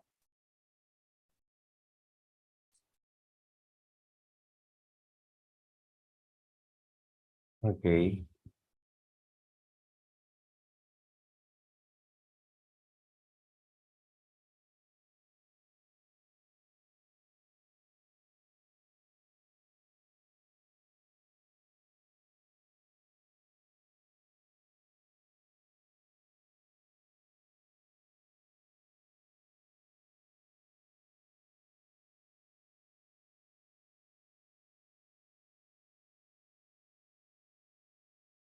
Hindi ko pa rin makita yung ano. Pero inalis ko na yung aking ano. Teka ha. Oh, inalis ko na eh.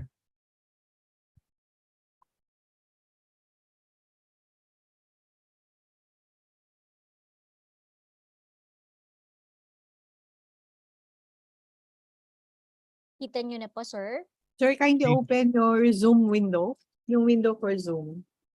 Zoom window. Apo, so makikita niyo po yung sarili niyo and then your slide. Pa-full screen na lang po ng inyong Zoom para po makita niyo po ang inyong pong sarili.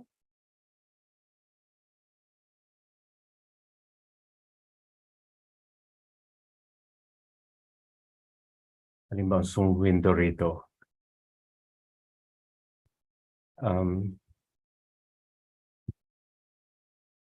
Sorry ah. Ngayon lang nangyari ito ah.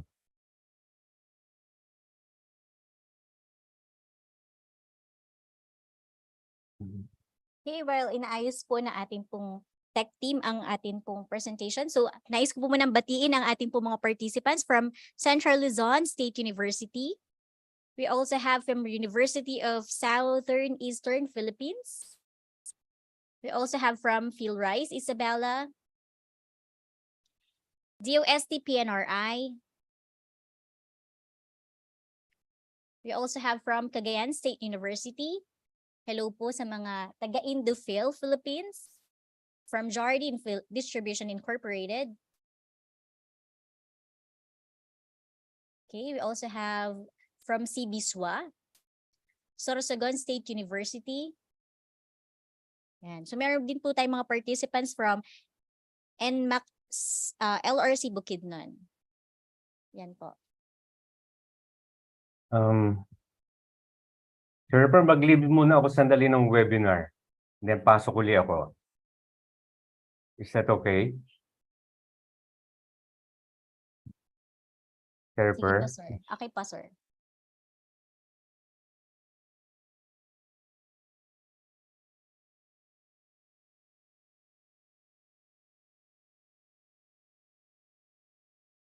Okay?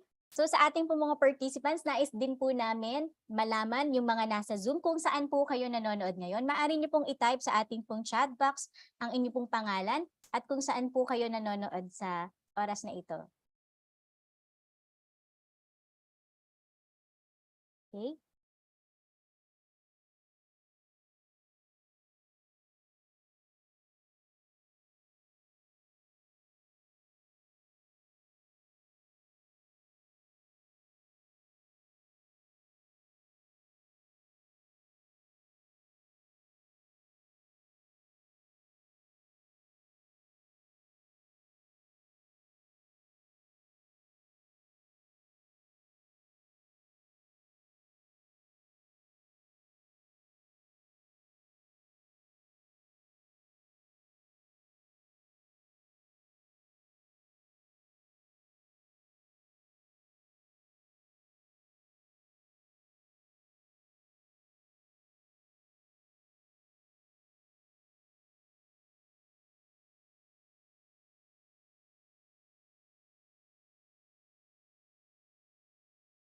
Okay, hello po. Hello po sa ating po mga participants from SPMAST joining via Zoom. We also have participants from BASF Philippines at EQI, Regional Crop Protection Center 9. Okay, we have participants from Puypuy Bay, Laguna. Yan. So sa inyo po mga katanungan, maaari nyo na rin pong ilagay sa ating pong Q&A tab yung inyo pong mga questions para po ma-consolidate po natin at mabilis po nating masagot later. Okay? Naka-disable din daw po ang ating chat box. Yan. So hello po sa ating mga participants from Central Bicol State University. Okay. Hello din po sa mga taga NFA NCR.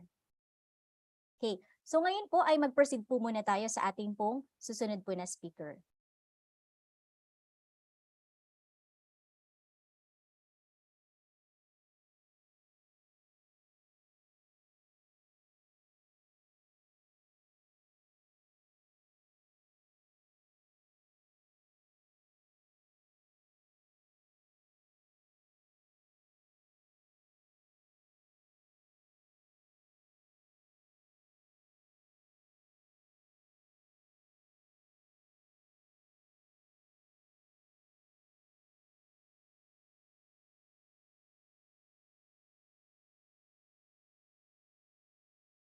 Yan, so pasensya na po, marami po tayong mga technical problems ngayon. Saglit lang po.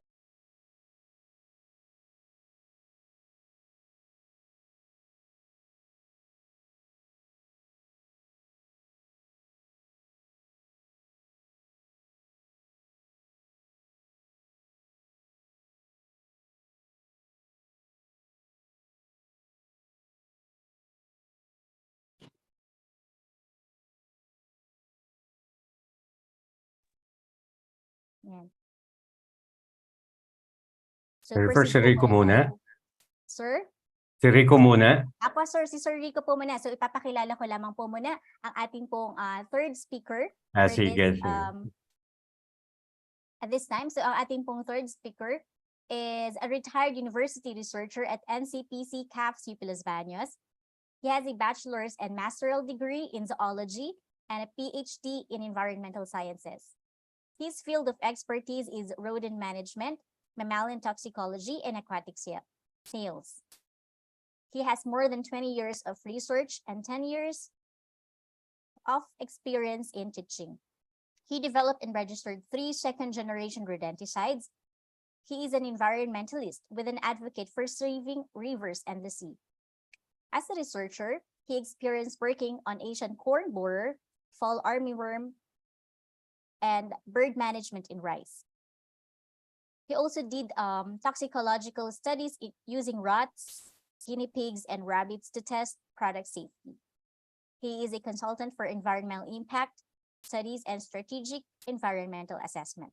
So to discuss management of rodents in rice fields, let us now all welcome Dr. Enrico K. Magalit. Good morning, Sir Rico. Yes, good morning.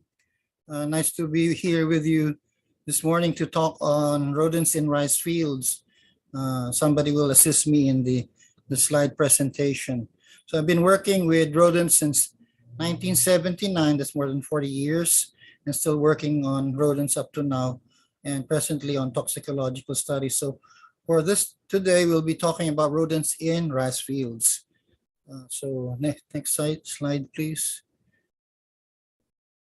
Okay, so here you see the different crops being damaged by rodents, as well as farm animals being affected by rodents. So I just highlighted the portion on rice, which is 20 to 30% damage in rice fields, and up to 50% in some seasons. So kita nyo na malaki din ang damage ng rodents when they are there are so many in population in an area. So, as we did in Mindanao several years ago, we responded to a pest outbreak there. Next slide, please. So in passing, they also contribute to diseases. So there are so many, but we just focus on leptospirosis as the main disease that we are encountering among humans, especially when there is flooding in the area. Next slide, please. So here we have the Rattus tanisumi, formerly known as Rattus mendenensis, which is the most common rice field rodent, and probably the primary species, and in most cases the only species found in the rice field. Next slide, please. And we also have Rattus argentiventer in the rice field as well. Next slide. And we have Rattus norvegicus, which can also be found in the rice field, but this is often found commonly found as the rat in households or in homes. So ito nakikita natin sa ating mga bahay. Yung una, yung Rattus tanisumi is the rice field rat. Next slide, please. So we also Rattus excellens, also a field rat. And next, lastly, we have the Rattus evereti, or the forest rat. Next slide, please. So this is just a comparison of the common rice field rat and the house rat, so that you can see the difference between the two. In order to identify it easily, the most common identifying characteristic is the length of the tail. So for the rice field rat, the tail is longer than the rest of the body. If you pull the tail up to the snout, it will be longer than the snout. And then in the house rat, you have a shorter tail, which is cannot reach up to the snout. So tail alone, you can see if it's a field rat or a house rat, kasi napakaraming identifying characteristics, as well as the eyes, the ears, and the snout. So ang rice field rat is more sensitive, kaya mas malalaki ang parts niya, katulad ng ears, at saka eyes, at saka pointed ang snout. Next slide, please.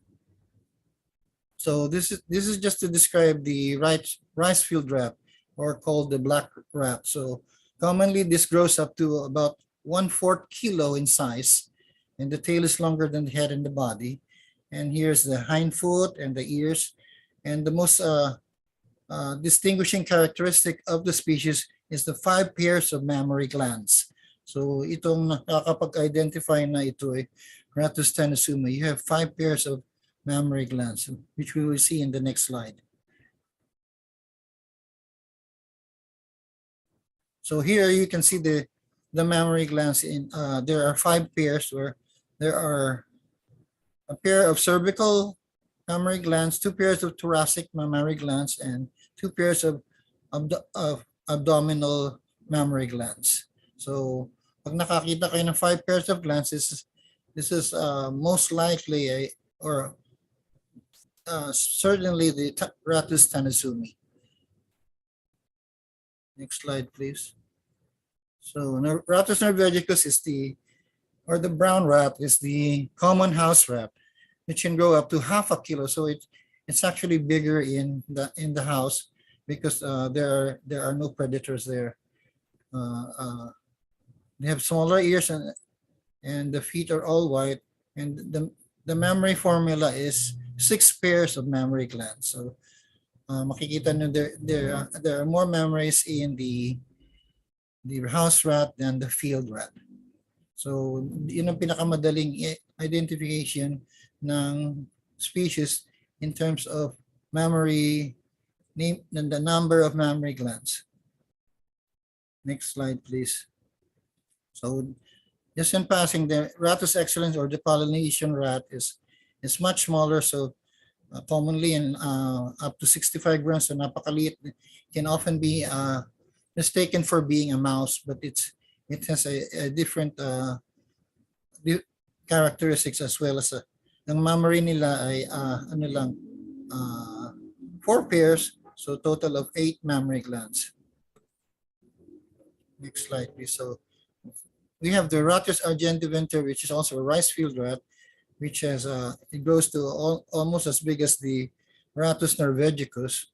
It's growing up to 219 grams and has 12 mammaries. So this has 6 pairs of mammary glands. So this is distinguished by having a orange tuft or yung kulay ng buhok sa kanya, and the tail is shorter than the head and the body. Next slide, please. So we have finally the Rattus everetti.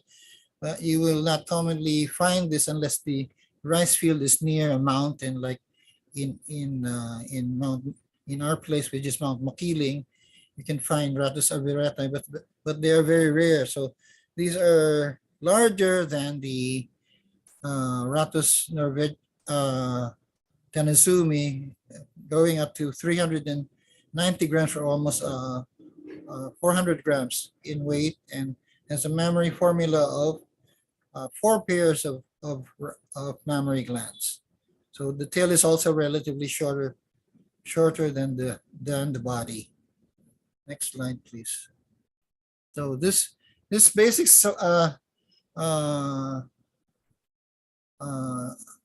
guide in identifying the common rodents is a quick guide so that you can easily identify the rodents according to their weight. So this is the average adult weight, the length of the tail, and the mammary formula. So ito ang pinaka-distinguishing characteristics ng species, the mammary formula, and the size of the hind foot, the size of the ears, and the color of the pelage or the color of the hair. And this is in both the dorsal and the ventral part of the rat. So you can get a copy of this so that you can easily identify the species of rat using this basic guide. Next slide, please. So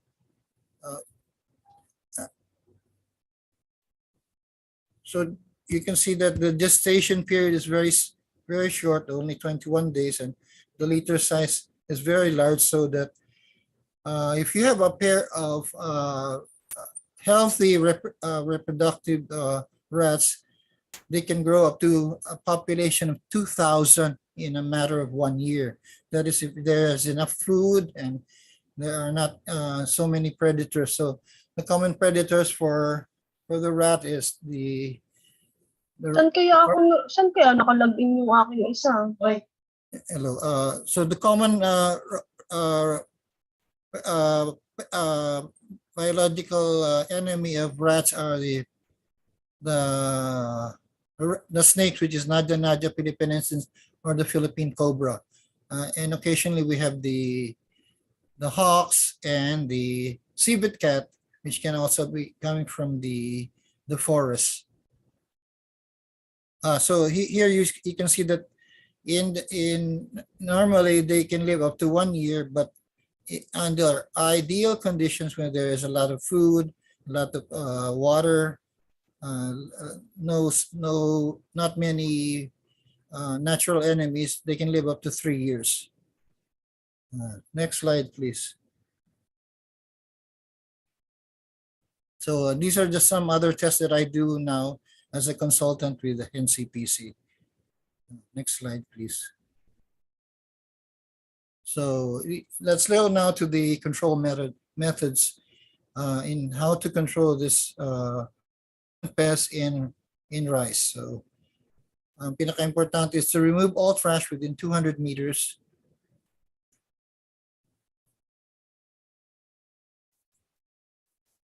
200 meters radius sa rice field.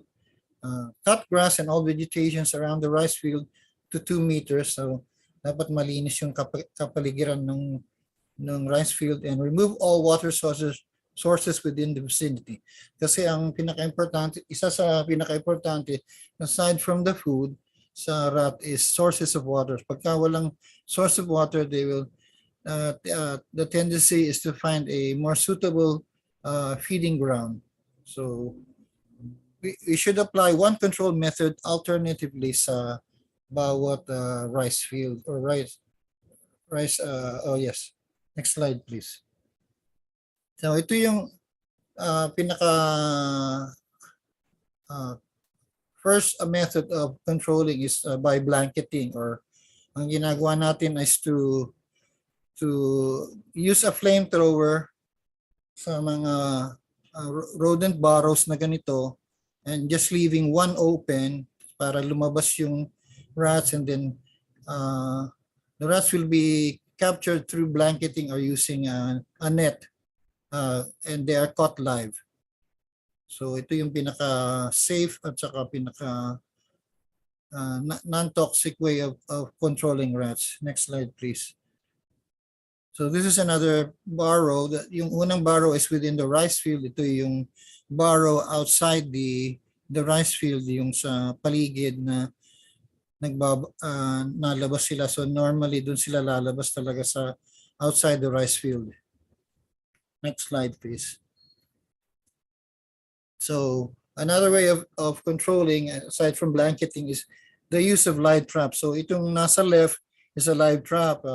Usually you use a piece of coconut na pinausukan o binurn, or kaya a piece of meat, and then it's placed inside, and once the rodent bites it, it will close the trap door, and the rodent will be caught live. And so ito yung pinaka-safe na isa sa mga pinaka-safe at saka na method.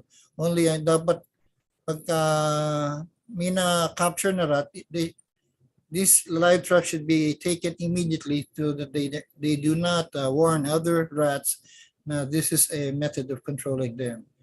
Itong beside this on the right is a snap trap. This is mainly for mice kasi medyo maliit ito. Next slide please. So these are snap traps. Nakakapatay na ito sa daga using bait. Katulad nila sa live trap na use coconut meat or kaya pork meat. Yung bigger one is for the ratus species, and the smaller one is for the moose species or for the mice. So we have the snap traps which are still being commonly used in the field now. So, and this is lastly, we have the main control, or probably the fastest way of controlling the rats, is the use of chemical control. So marami tayong chemical control. So far I have developed 4 rodenticides. I've registered 2. Una yung itong Claret, which is shown in this slide.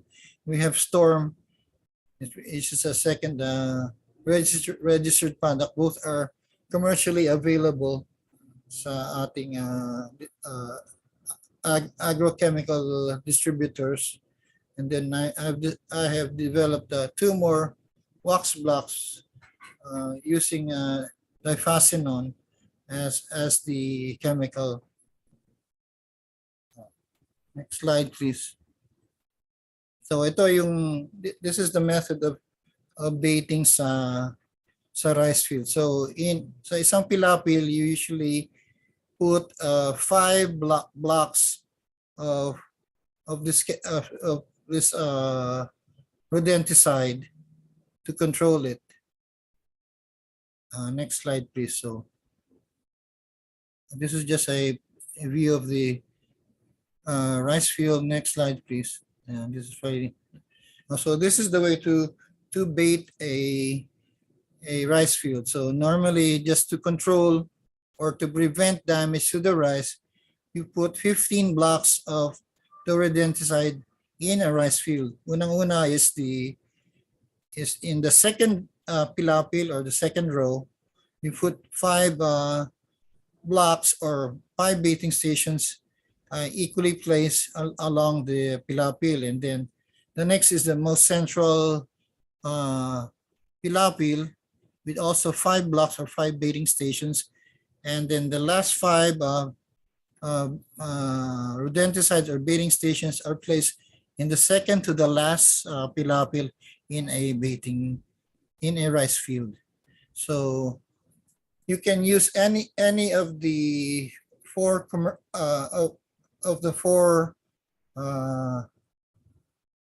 rodenticides which are probably already in the market, but for sure we have Claret and Storm, which are already being used by many farmers now. So I think that's all for my presentation. Thank you. And if you have any questions, I'm always open. Thank you. Thank you very much, Dr. Rico Magalit, for that very clear presentation. So sa ngayon po ay meron na po tayong mahigit 400 po ng mga participants na nagjo-join via Zoom and sa ating po Facebook. Okay? So let us try kung makikita na po ni Sir Hill ang screen shared presentation po niya. Ms. Charlotte, can you please screen share his presentation po? Yeah, please.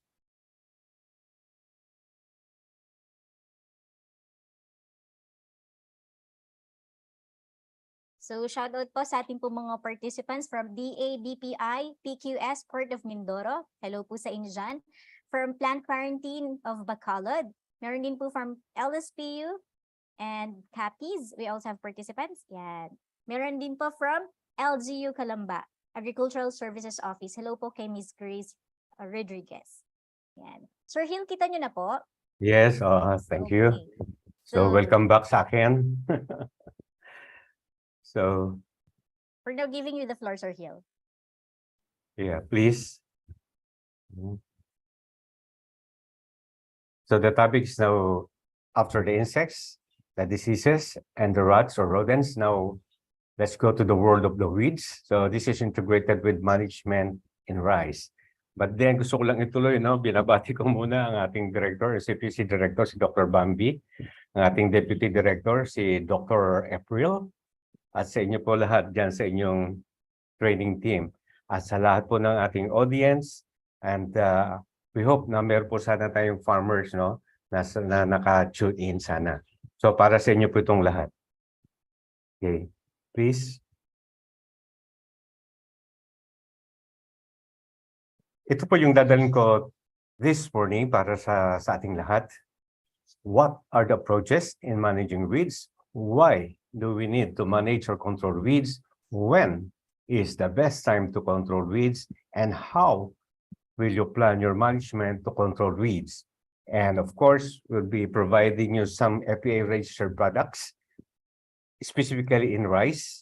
And lastly, the growers' criteria. Paano ba sila nagde-decide pag-choose ng herbicides? Next, please. Okay, so to start with, siyempre, ano yung what? Ang kailangan natin for sustainable and effective weed control, we need an integrated approaches, no? That help to decrease the weed competitiveness and their spread in field crops. Hindi po pwedeng single lang, no? Kailangan integrated yung ating approaches. Next, please. So therefore, ang IWM or Integrated Weed Management reduces the weed pressures and provide no negative environmental concerns. So that's the beauty of IWM. And there will be no excessive reliance on any single method.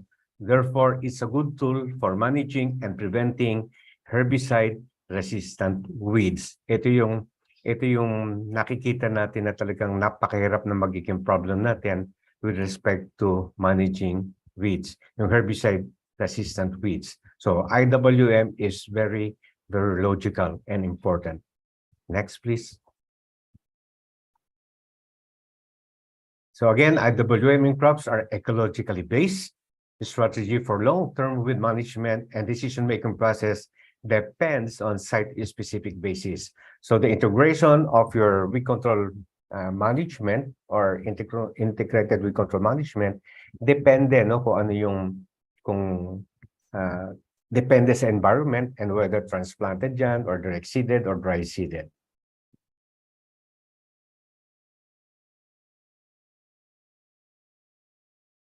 So what are weeds then? Ano ba yung ating pananaw, no? Alam natin na very familiar na kayo, but then sa farmers' point of view, they are not wanted. They should be, they are not desired and they should be destroyed. Why? Because plant is noxious, destructive, troublesome, and economically of little value.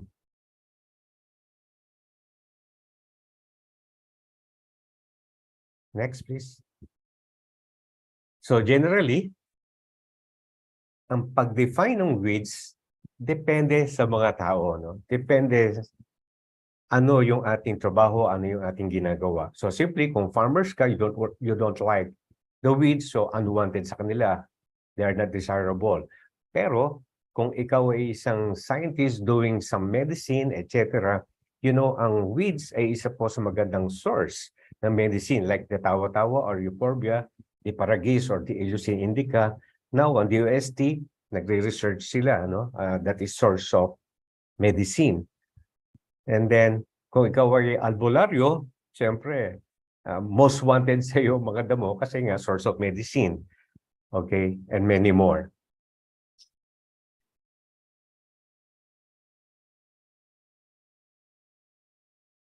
Now, there are approximately 250,000 species of plants and 3% or around 8,000 species behave as weeds. But from this 8,000, only 200 to 150 are the major problems worldwide in the cropping systems. Next, please.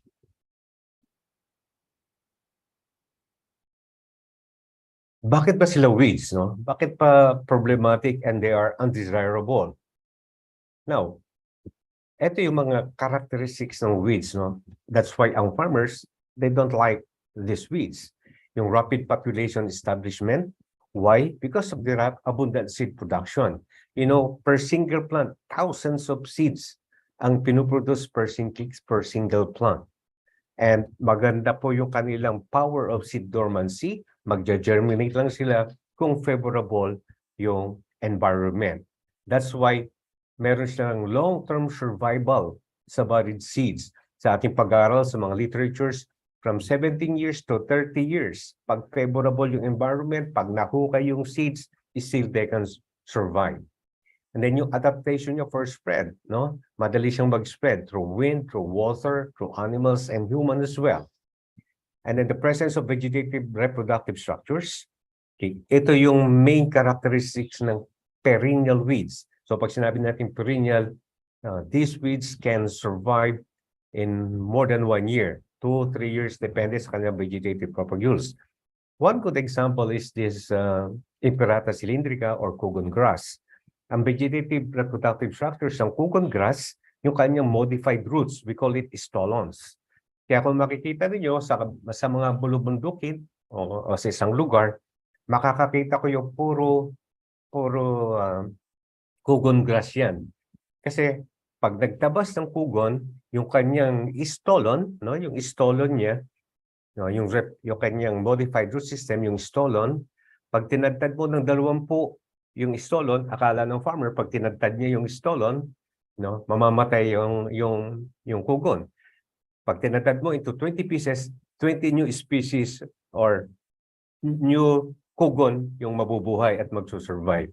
Kaya may harap talagang kontrolin lalo na itong mga perennial weeds because of these vegetative propagules. And the ability to occupy sites disturbed by humans. They are very, very invasive. Kaya yan ang problema natin. At that's why they are undesirable.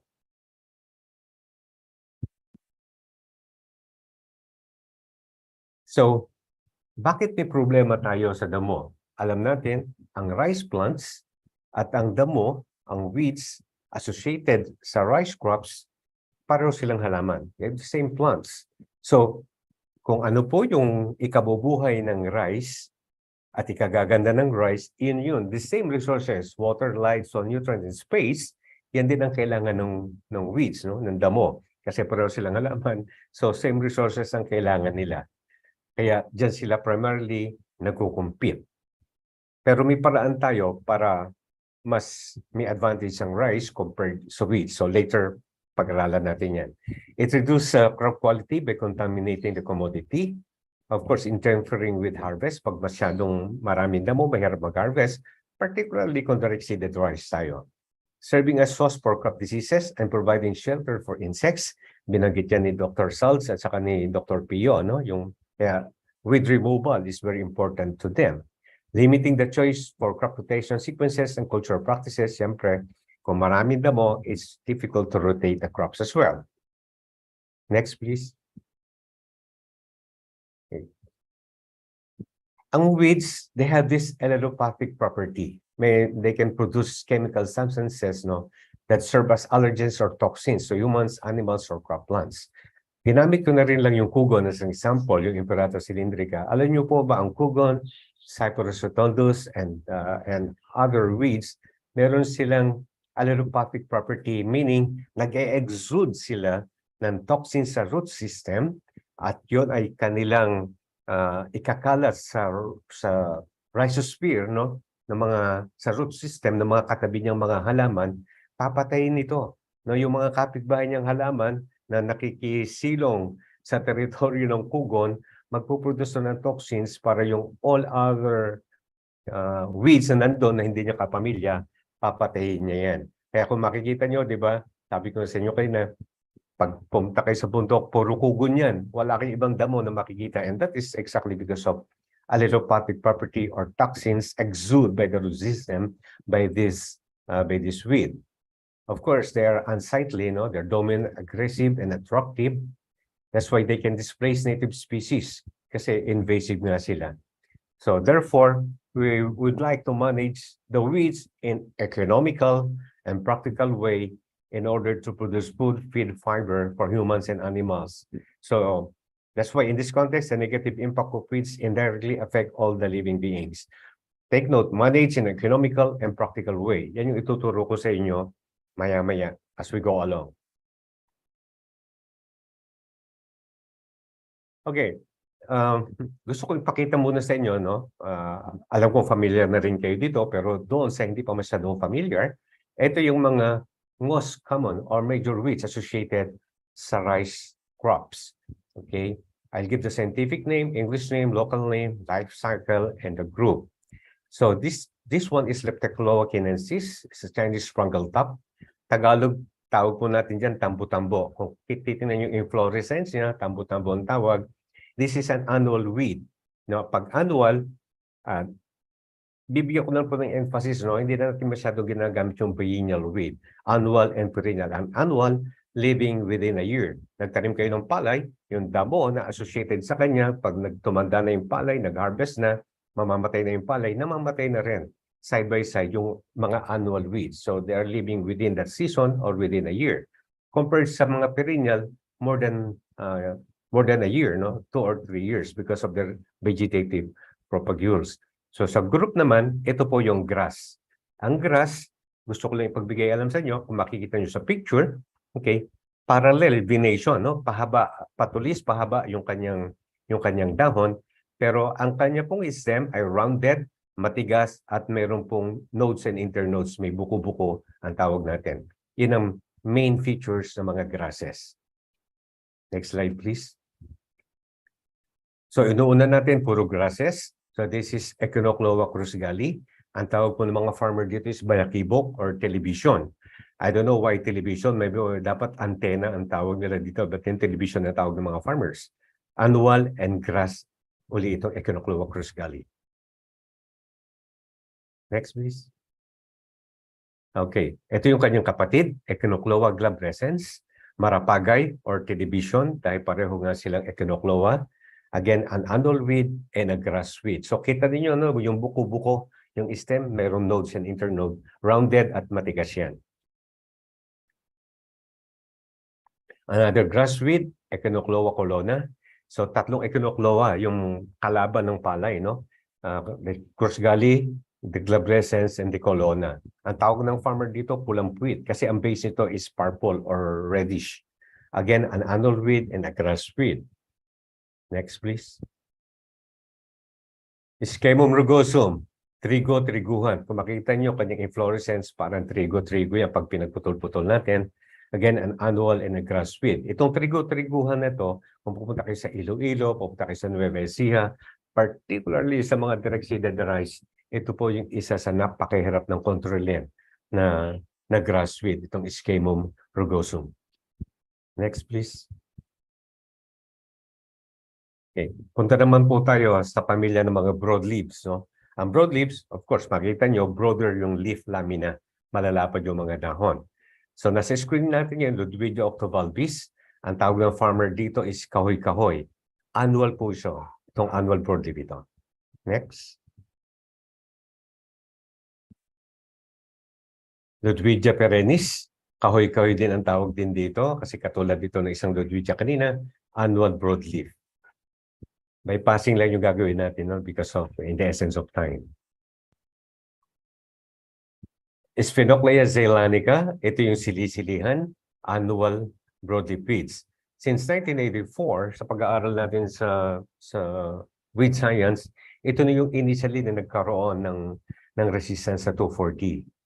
Okay. Kaya nung matigil ang 2,4-D, but now medyo nalalanta lang siya, pero hindi siya completely talaga napapatay, no? Ito yung isa sa may potential resistance sa 2,4-D, itong silisilihan or gooseweed. Next, please. Monocoria, gabing uwak, annual, and broadleaf. Katulad ng silisilihan or Sphenoclea, ito rin monocoria, halos magkadalaway silang nagkaroon ng resistance sa 2,4-D. Kasi noong araw, mga magsasaka ang ginagawa nila, mag-a-apply sila ng butachlor for grasses and sedges, and then mag-a-apply sila ng 2,4-D 25 to 30 days after planting or direct seeding to control the broadleaves. Kaya nung araw, sikat na sikat po yung 2,4-D, kaya 2,4-D, kaya ngayon, since 80s po, nagkaroon na ng potential tolerance or resistance sa monocoria and silisilihan sa 2,4-D. Next, please. Yung Pisces sachotes or water lettuce, kaya po ang tawag dito. Now, this is a good example of perennial, no? Because of the rhizomes at saka itong kanyang mga seedlings na inaano niya, no? And this is also a broadleaf. Ito naman perennial weed na ito, no? Kaya siya perennial, kita niyo naman kung kadami siyang maganak because of the rhizomes and the suckers, no, na lumalabas sa kanya. Ito naman, lumalabas ito pag marami lang tubig. During land preparation, maraming tubig, lumalabas na yan. Pero pag nawala na yung tubig, pwede siyang makontrol through water management. Mawawala din yan. Next slide, please. Now, punta tayo sa sedge. Anong kaibahan ng sedge sa grasses? Kung makikita natin, ang parallel leaf venation din siya, pahaba din yung dahon, and then patusok din sa dulo. Pero kung titignan nyo kanyang katawan, okay, triangular siya and soft. No? Soft-bodied to, soft lang yung stem. And no nodes and internodes. Straight lang siya, walang node and internode, at malambot itong katawan nito compared doon sa grasses. So, this Cyperoseria, rice plant sedge, payong-payong ang tawag ng mga farmers. And then, this is an annual sedge. Another sedge, Cyperus deformis. Ubod-ubod naman ang tawag dito. Next, please. Another sedge, Firmistylis miliacii. Gumi, ang tawag ng mga farmer dito. And an annual sedge.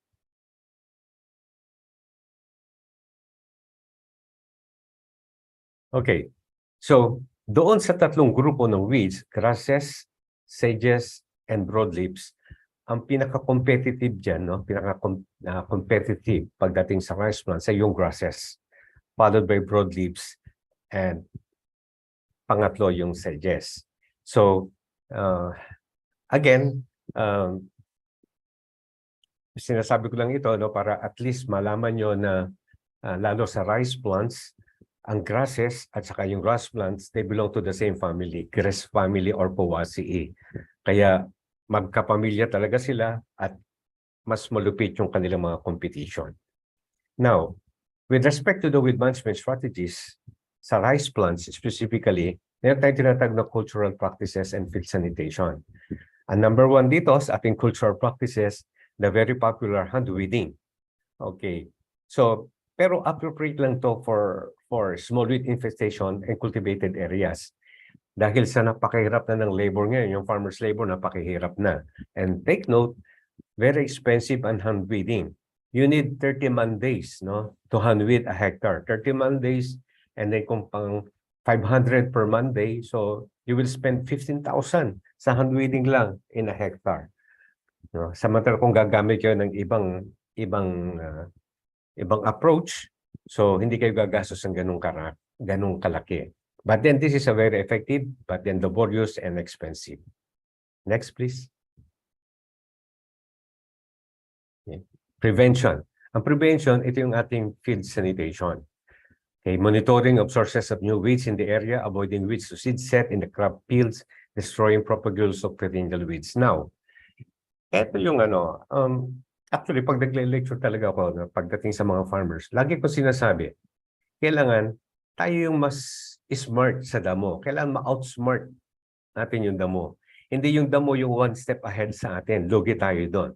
Now, in relation to prevention, ito yung nai-ignore ng farmer. No? Tandaan niyo yung third bullet natin, avoiding weeds to seed set in the crop fields. Malaking problema natin to. Hindi to napapractice ng farmer yung prevention. Kasi, pag nag-harvest na, mag-follow field na, parang pahinga na rin sila. No? Ang sabi ko, dagdagan yung inyong patience.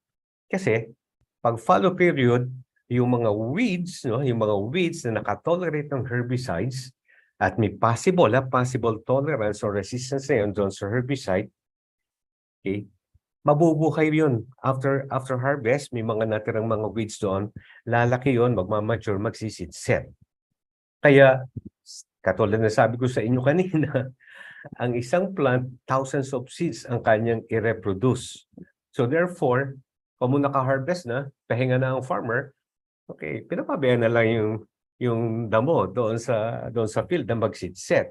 Ano problema? So sa susunod na season, sa susunod na planting, sangkatutak na damo na naman ang kanilang kakalabanin.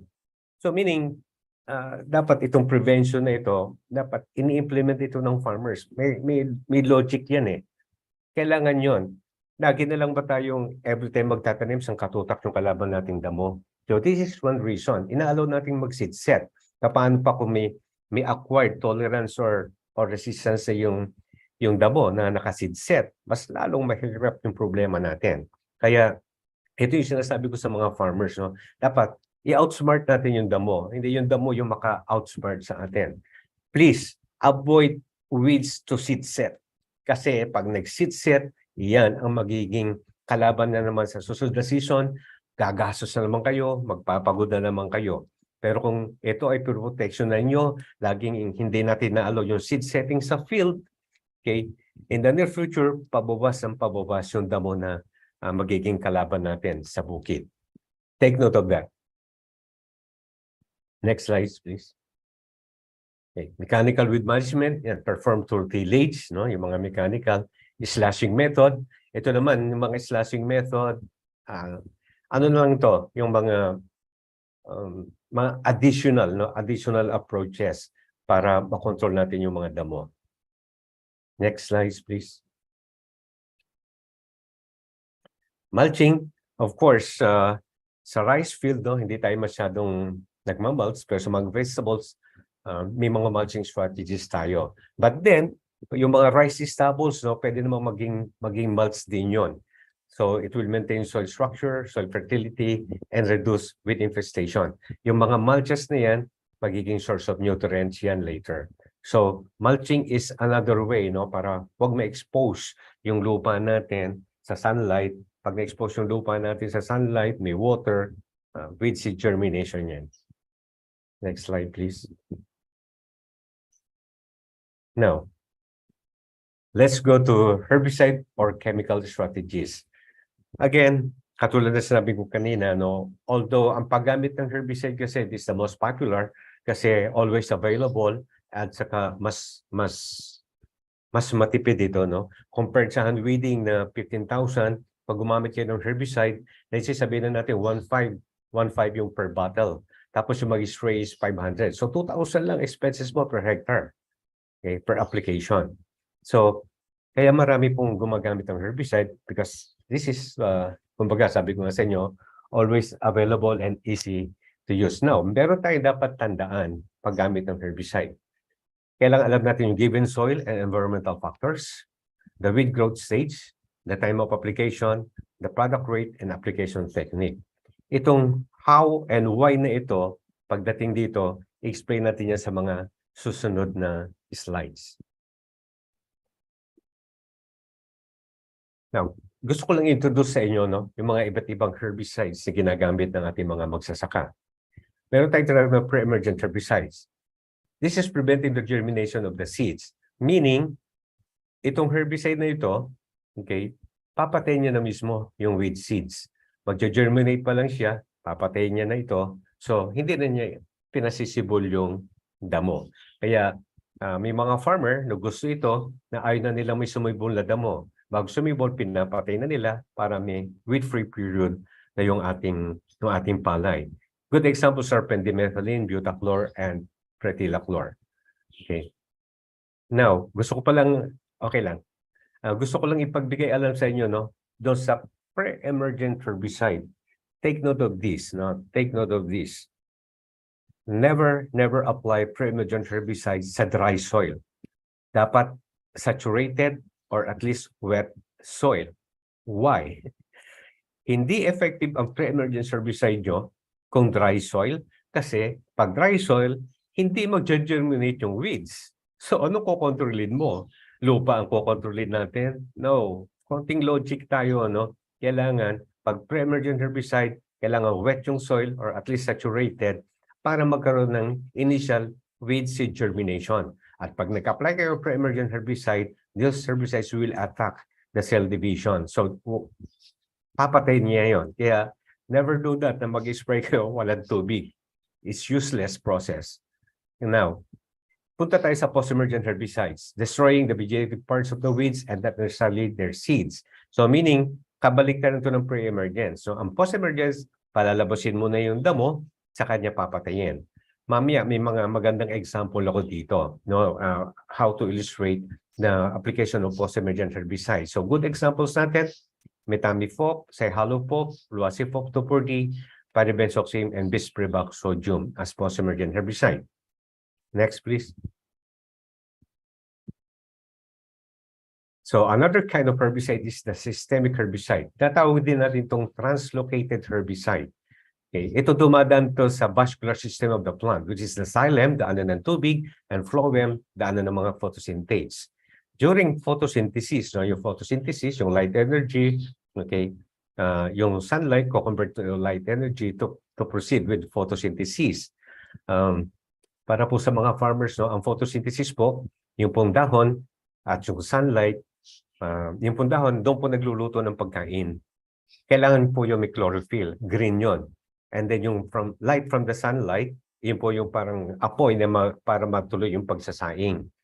So kailangan malusog, may tubig at may mga plant nutrients para yung pong systemic herbicide natin mas magiging effective kung maganda ang health condition ng damo at hindi sa stress.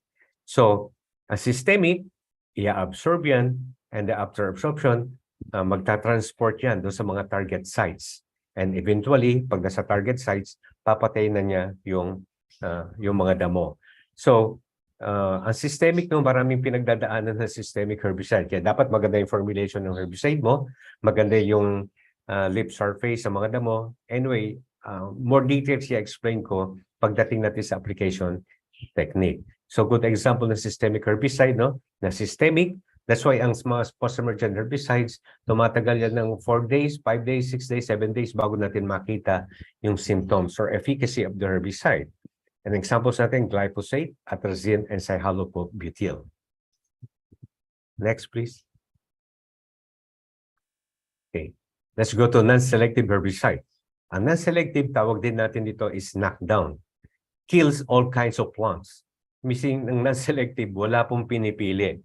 Papatayin lahat ng klase ng damo, papatayin din ang lahat ng klase ng halaman mo.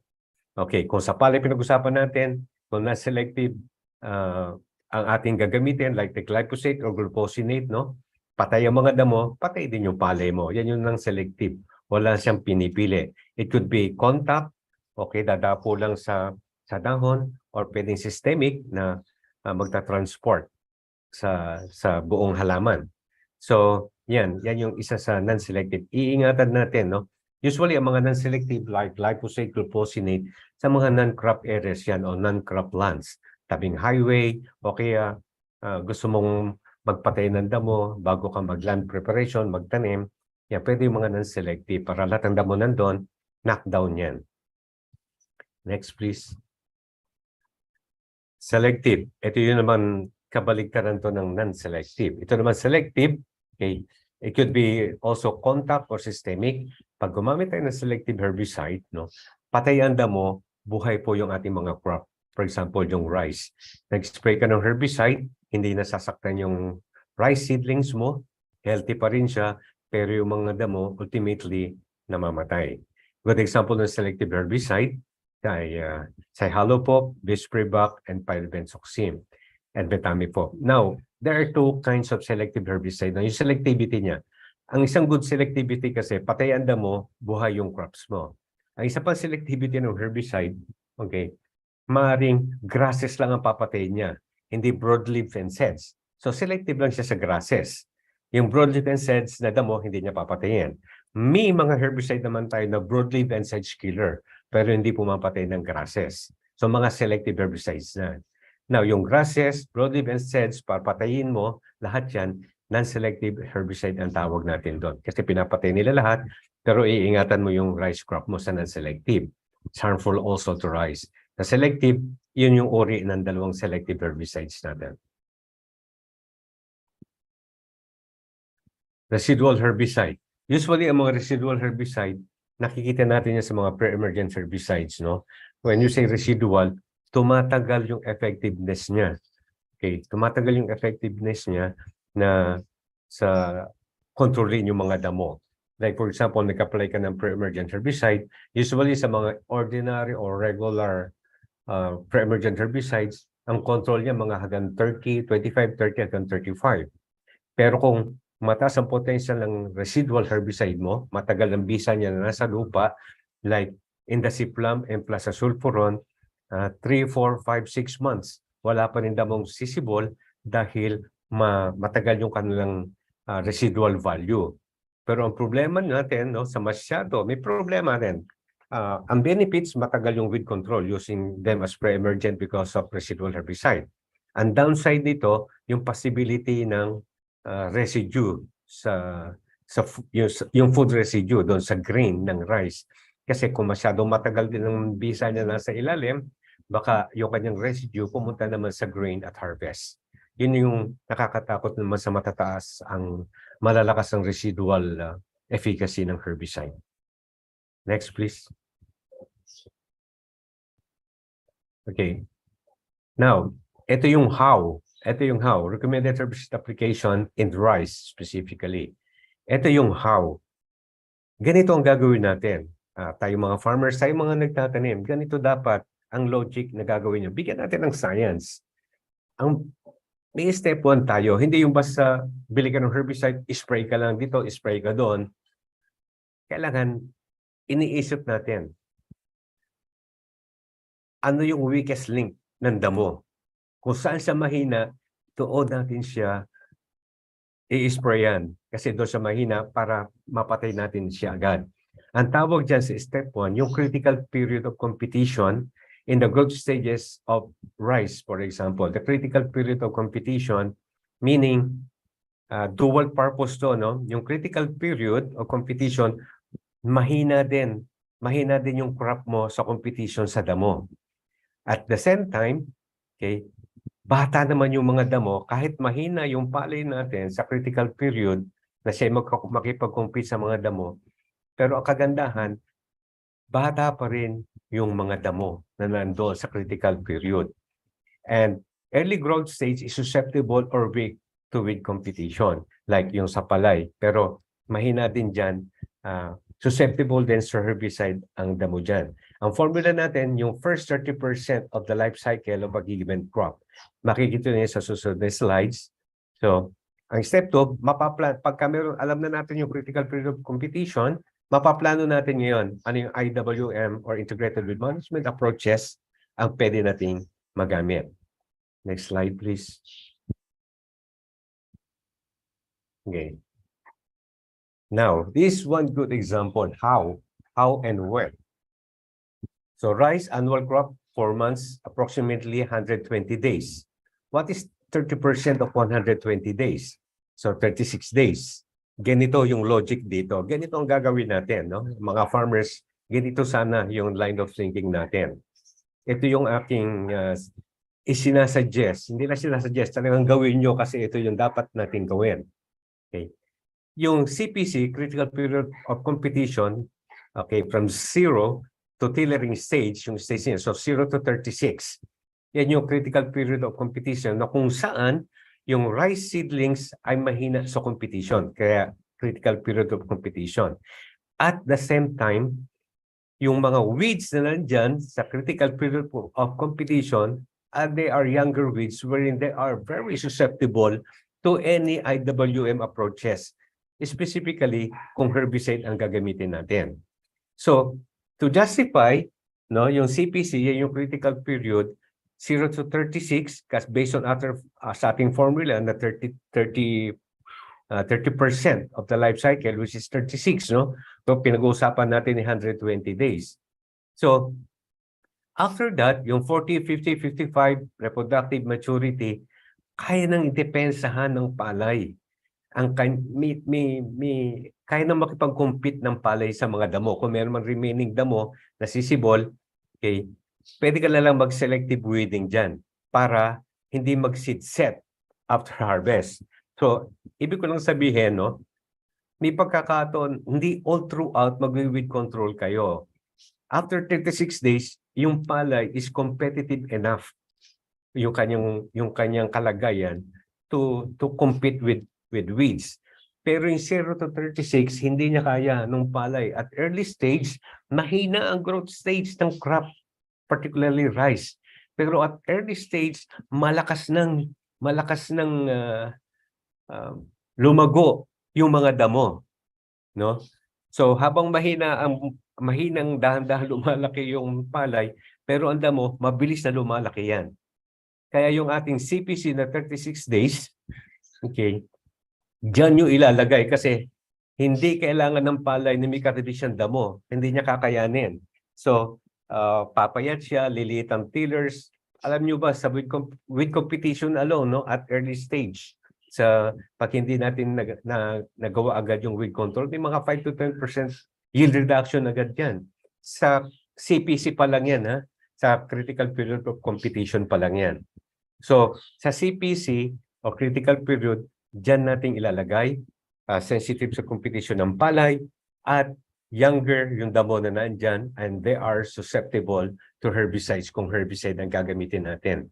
Iyan po ang gagawin natin mga farmers, o tayong mga nagtatanim ng palay. I-compute nyo ano yung maturity, ano yung critical period of competition, which is 30% of the maturity. Doon nyo i-focus ang inyong weed control management. Tandaan nyo, napakahalaga niyan. Next slide, please. Okay. Now, ito yung example, no? Some example ng registered herbicide ng EPA, meaning approved ng EPA ito. Now, kung titingnan ninyo, okay, komplikado pa rin kasi pag bibili din kayo, komplikado na yung weed management, hindi din kayo basta-basta bibili lang ng herbicide. May science din behind, no? For example, itong metamifo, 10AZ. Okay. So, kung makita nyo, mode of action, MOA, mode of action, HRAC group 1. Ang mga group 1, ini-inhibit nila yung acetyl-CoA carboxylase, no? Enzyme. Ini-inhibit nila yan. So, meaning, ang metamifo, okay, para patayin niya yung damo, okay, doon sa, kailangan ilalagay niyo yan, anyway, sa mga susunod na slides makikita natin, no? Para mapatayin mo yan, sa CPC natin i-apply itong mga herbicides na ito. Kaya meron tayong MOA, para lang meron tayong mode of action alternate. I-alternate natin. Para kasi kung metamifo, for 4 to 5 years, magkakaroon ng potential resistance na yung damo. Kasi isang mode of action ang ginagamit natin. Now, to describe lang ito sandali. Yung mode of action, importante yan. Dapat pag bibili kayo ng herbicide, naiintindihan din natin paano ba nito papatayin yung mga damo. So, ang group 1, okay, lipid synthesis inhibitor din ang tawag natin dyan. Yung fatty acid biosynthesis, ini-inhibit yan to produce lipids to generate phospholipids to build cell membrane. Ang halaman, there are 4 stages, no? Bagitin ko lang. Photosynthesis, protein synthesis, lipid or lipid synthesis. Itong metamifo, yung lipid synthesis, yung third phase ng plant health, yun yung kinokontrol niya. Kaya walang membrane na mabubuo, maninilaw, mamamatay siya. Kaya metamifo induces chlorosis. So, alam natin yung chlorosis produce the chlorophyll, yung chlorophyll dapat green yan, no, para maganda yung kanyang pagluluto ng pagkain sa dahon. Photosynthesis ang tawag natin. Pero pag nanilaw yan, yung chlorosis na tinatawag because of the metamifo, okay, i-hinder niya ngayon yung production ng acetyl-CoA carboxylase para tuloy-tuloy yung kanyang paglaki at pagganda. So, ganyan yung MOA group 1, yung metamifo. Okay, now, ito yung last slide, sa last bullet na window of application, window of application. Kung makikita nyo, sa label ng metamifo, makikita nyo doon ang kanyang application, 12 to 21 or 14 to 30 days after seeding. Kung 14 to 21 or 14 to 30, within the critical period of competition yan. Kasi kung 120 days ang palay mo, okay, 36 days yung critical period of competition. Kaya kung i-apply mo siya sa 12 to 21 or 14 to 30, pasok tayo. Okay, now, sa experience natin sa metamifo, the best application is 14 to 21 days after seeding. 14 to 21.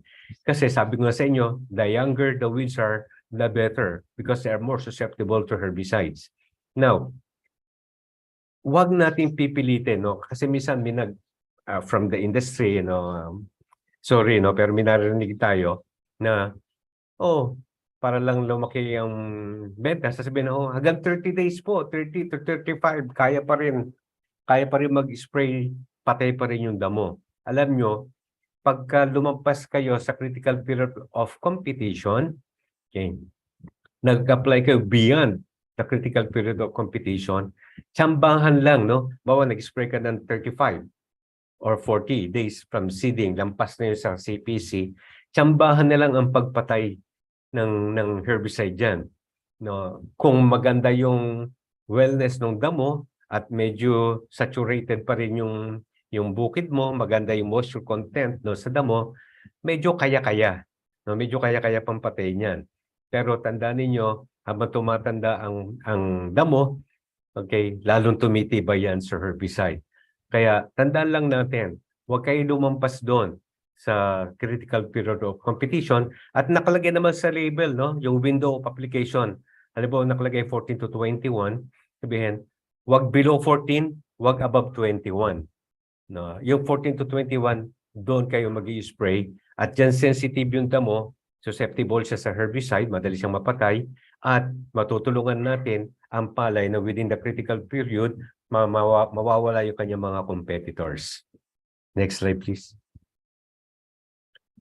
Okay, ito lang yung isang example. MOA Group 1 pa rin to, kay lipid synthesis inhibitor, pero iba yung kanyang AI, no? Cyhalopo-butyl-isto. Pero pareho silang MOA Group 1. And then, ang kanyang window of application is 12 to 16. Huwag kayong mawawala. Laging dyan kayong mag-apply kung ano sinasabi sa label. Sundin nyo yan at sigurado effective ang herbicide natin. Next slide, please. Okay. Now, itong bisprivaxodium, kung makita nyo, MOA HRAC Group 2. Ibang grupo naman to. Acetolactate synthase enzyme inhibitor to or amino acid inhibitor. Okay. Ang amino acids like phenylalanine, tyrosine, tryptophan, yan yung mga amino acids na building blocks for normal growth and development. Kasi yung mga amino acids, yan yung mag-form ng protein. Sabi ko sa inyo, photosynthesis, protein synthesis, lipid synthesis. So, yung pangalawa, after photosynthesis is protein synthesis. Nandun yung amino acid production. Yun yung kinokontrol ng MOA H Group 2. Pag na-control yung amino acids, there will be no protein formation, walang normal growth and development. Mamamatay, walang pagkain, mamamatay yung mga damo. Okay, at ang kanyang nasa level niya 12 to 16 days after seeding. So, nasa loob pa rin siya ng critical period of competition. Next slide, please. Sige lang, sige pa. Sige pa. Okay, now, kung ang nasa market niya, kung makikita ninyo, okay, dahil sa MOA Group 1, MOA Group 1, or MOA Group 2, MOA Group 2 palagi, no? So, nagkakaroon ng mga potential resistance. Hindi pa natin kasi masabing officially resistant hanggang wala tayong scientific studies. What causes the resistance? Ano yung genes? Or what are or genes ba yan? Or metabolic resistance ba yan? Genetic ba yan? Wala pa tayo doon. Purely observations yung sa atin. Ang pinapakita ko dito is yung mixing, no? Yung mixing ng two MOAs. Okay, para hindi laging group 1, group 1, group 1 o group 2, group 2, group 2. Ito pyribenzoxime which is group 2 and then cyhalopo-butyl which is group 1. Now, meron akong paalala sa inyo, no? Meron akong paalala. Alternating of MOA versus mixing of MOA. Magkaiba yan. Iba ang purpose niyan. Kaya tayo po mga farmers, no? Kung mag-alternate tayo, meaning pareho ang tinatarget natin na damo. Nag-alternate lang tayo. For example, okay, may tinatarget tayong mga grasses, marami. So, itong MOA 1, halimbawa MOA Group 1 yung ginamit natin. Ngayon, kung mag-alternate kayo, PPD kayo ng MOA group of herbicide na to further strengthen the grass capability, no? The grass control capability. Ang pag-alternate kasi, meron kayong focus na damo na gusto nyong patayin. Kaya nag-alternate kayo. Pero sa mixing, broad spectrum ang gusto nating mangyari. Like pyribenzoxime. Pyribenzoxime is a grass killer.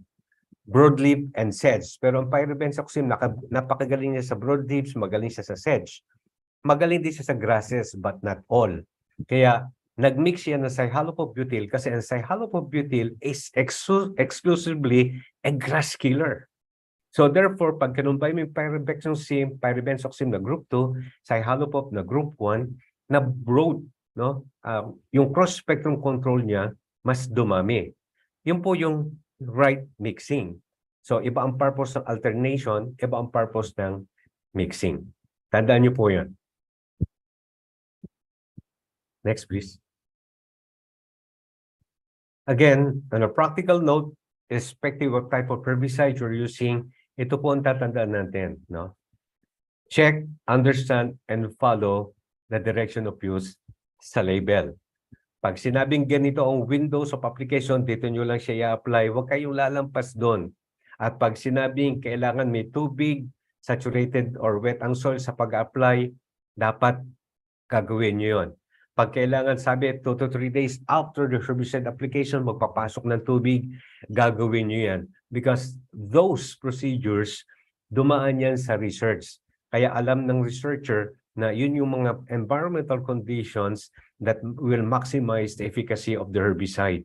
Kasi yung iba basta naka-spray, okay na. Follow all the directions para yung maging effective yung ating herbicide at maganda ang control natin. Para walang nabubuhay, walang nagsusurvive na later on magkaroon ng resistance to that specific herbicide. So direction of use, lagi nyo po itong titingnan. Next, please. So, ang last portion natin kasi is about weed resistance. So again, yung IWM is important in the proper maintenance of herbicide resistance. Nasabi ko na, kailangan mag-alternate tayo ng mode of action. Kasi ang weed resistance occurs when herbicide program is repeatedly ang ginagamit natin, the same herbicide, the same mode of action group. So, yung damo na mag-survive yan will show tolerance to the herbicide. Kaya tandaan niyo, lalo na yung MOA group 2, no? Yung mga ALS inhibitors na pinakita ko sa inyo kanina, yung ibang example, yan, 4 to 5 years lang. Pag hindi nyo kayo nag-alternate o hindi kayo nag-mix ng mode of action, hanggang 5 years lang ibinibigay natin, magkakaroon na ng resistance yan dyan sa ALS2 type of herbicide. Next slide, please. Okay, so again, nasabi ko nito kanina, alternate na different modes of action to avoid repeated use of the same herbicide. Now, gusto ko lang mag-focus tayo sandali dito sa proper application techniques. Kahit maganda, mahusay yung herbicide mo, kung hindi maganda ang iyong sistema ng pag-apply ng herbicide, hindi rin magiging effective yung paggamit mo ng herbicide. Number 1, herbicide calibration. Ang herbicide calibration, importante yan, no? Na ano ang volume of water na may spray mo sa isang hektarya. Kalimitan nakalagay sa label ng herbicide is 10 tank loads or 160 liters per hectare. 160 liters bago 16 liter capacity na truck sprayer. Okay, 160 divided by 16, so 10 tank loads per hectare. Yun yung sinasabi is isang simple explanation ng herbicide calibration. Yung iba 12 tank loads, yung iba 15 tank loads per hectare. Now, kung hindi kayo calibrated, para lang ma-appreciate nyo, no? Kasi dito marami nagkakamali. Halimbawa na lang, 10 tank loads na lang para madali ang ating pagpapaliwanag. 10 tank loads per hectare. So kung sinasabi 1 liter per hectare and then 10 tank loads per hectare, Ang madali salita, 100 ml per tank load. At dapat yon uubusin mo yung 1 liter sa 10 tank loads na yan, dapat maubos mo eksakto sa 1 hektarya. That is what we call herbicide calibration. Now, halimbawa lang, 5 tank loads pa lang ang ang nai-spray mo, tapos mo na 1 hektarya. Anong meaning nun? Okay. Underdose. Kasi dapat 10 tank loads, 1 hektarya, 5 tank loads pa lang, tinapos na ng sprayer man mo. So underdose yun. Okay. Balita rin natin. Okay. Ubos na yung 10 tank loads, kalahating hektarya pala yung na-sprayan mo. Anong consequences nun? Overdose naman yon. Effective nga sa damo, pero yung burning effect sa palay mo, hindi maiwasan kasi dinoble dose mo yung rate of application. Kaya diyan tumatakbo na dapat calibrated, no? So, ang farmer, sabi nila calibrated sila, 10 tank loads per hectare sila. See to it na talaga yung 10 tank loads, inuubos nila sa 1 hektarya. Let's go to proper nozzles. Ang gagamitin pong nozzles natin, pag herbicide ang inyong i-spray, ay flat fan nozzle. Flat fan nozzle, para binaliktad na pamaypay. Flat fan nozzle ang gagamitin natin. Ang flat fan nozzle, yan po yung pag ginamit nyo, diretso yung droplets nyo sa damo. Huwag kayong gagamit ng hollow cone nozzle. Ang hollow cone, good for insecticide and fungicide yan. Kasi matataas na yung halaman, sa dahon yan tatama. Usually, pag hollow cone at pino yung iyong pressure, nagdi-drift yan. Pero sa palay, kung insecticide, fungicide, mag-drift man, masasalo pa rin ng dahon ng palay yon. Pero iba ang sitwasyon sa herbicide, no? Flat fan ang gagamitin ho natin. Huwag kayong gagamit ng hollow cone. That's useless. Okay? Flat fan. Para pag nag-spray kayo, diretso yung tulo sa damo. Now, ano pa sikreto? Yung air pressure. Kasi yung air pressure, dyan magdedetermine yung droplet size. Pag masyadong mataas yung air pressure, kahit flat fan yan, pino-pino pa rin yung lalabas, may potential pa rin ng drift. Okay. Pagka naman masyadong coarser, pag coarser naman yung droplets mo, okay, malalaki ang patak sa dahon, papatak lang sa dahon, dadausos na yung sa dahon, parang hinugasan lang yung dahon. So, kailangan ma-regulate natin yung pressure na hindi coarser at hindi rin fine. May technique tayo sa farmer. Pagka ang farmer, tinuturo natin dito, 1, 2, 1, 2, 1, 2. Pagdating ng 2, doon lang siya magbobomba ng sprayer. So, pag ganun gagawin niya habang siya ay naglalakad, okay, more or less, constant yung pressure na ginagamit niya. And lastly, yung nozzle mo, yung height ng nozzle mo should be knee-high. Hanggang tuhod lang or below ng konti sa tuhod mo. Kasi yung flat fan nozzle, kung knee-high ka at tama yung air pressure mo, lahat ng herbicide na nandoon sa ini-spray mo, swak na swak yan, tatama yan doon sa damo. Knee-high lang. Kasi pagka ikaw nag-spray, lalo kung pa-left, right, itinataas mo yung kamay mo pag nasa left portion ka na o nasa extreme right ka na, okay, ano ini-spray mo doon? Hangin. Ang damo, nasa baba. Kaya dapat knee-high and then at least 1 meter lang yung swat width mo. Yan. Marami po nagkakamali dyan. Tapos pagbibintangan, yung produkto hindi na mahusay, marami nang nabubuhay na damo, may resistance na po yata. No! Balik kayo sa proper application techniques. Well calibrated ba? Proper nozzle ba? Tama ba yung pressure na ginawa nyo? Yan yung mga importante na dapat ginagawa natin to make your herbicide applications effective at hindi nasasayang. Next slide, please. Okay. So, okay. Magbigay lang ako ng isang ano dito because we're running out of time. Observing good weather condition when applying herbicide. Ano po yung good weather condition pag nag-a-apply ng herbicide? Gusto ko ma-emphasize to para malaking tulong to lalo na sa mga magsasaka natin. Ang good weather condition, kasi para kayo nag-a-apply ng foliar fertilizer dito, ang fertilizer application and herbicide application needs the same protection and TLC, total love and care. Okay. Ano yung good weather condition sa pag-apply ng herbicide? Ang kailangan is warm temperature and low humidity. Kailan nagkakaroon ng warm temperature and low humidity? Okay. Pag early morning, mas di pa sumisikat yung araw, early morning, pag merong dew, no, pag may hamog ang dahon mo, okay, ibig sabihin mataas pa ang relative humidity at mababa pa yung temperature. Pag nag-apply kayo na merong dew, merong hamog sa dahon at nag-spray kayo ng herbicide, okay, pag pumatak yung herbicide doon sa dew, malalaglag lang yan. Yung herbicide kasama nung hamog na malalaglag lang. Hindi didikit siyang mabuti. Kasi high humidity pa. And then, yung temperature mo is cooler. Okay. Now, titignan ninyo, no, pag sumisikat na yung araw, could be 6:30, depende kung nasaan kayo, no. Basta tandaan nyo lang, early morning is the best, pero dapat walang hamog. Okay, walang hamog. Ang warm temperature, tapos low humidity, ang dahon mo, no? Ang dahon mo, sariwang-sariwa na may moisture 'yan. Tapos warm temperature, mag-o-open ng stomates. Mag-o-open din yung mga crevices do sa cuticle. Open ang lahat para matanggapin yung herbicide na i-apply mo. Mabilis yung systemic action, yung translocation kasi may mga openings. So yung warm temperature, low humidity, okay, nangyayari yan early morning, wag lang may hamog yung early morning mo up to 10 a.m.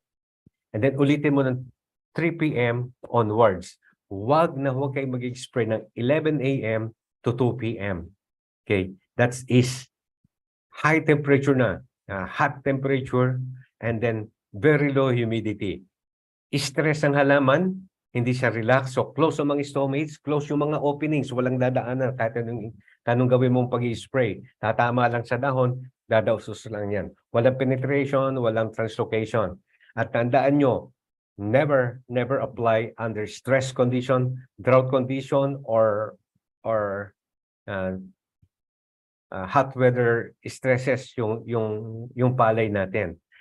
Under stress, ang damo, lalo number 1, damo, under stress ang damo, hindi effective ang anumang herbicide na gagamitin mo pag under stress. Lalo na yung mga translocated or systemic herbicide because under stress condition, there is no growth at all happening inside the weeds or inside the plants.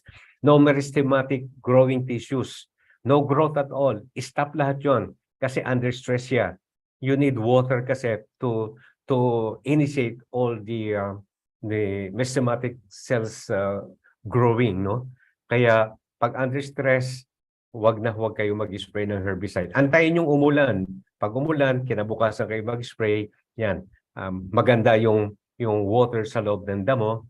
And then again, tandaan nyo lang yung warm temperature, low humidity. That's the good weather when applying herbicide. Next slide, please. Sige lang. Sige lang, tuloy-tuloy lang. Pinapakita lang natin dito yung iba't ibang more or less around 30 groups. MOA group ito. Sige lang. Sige.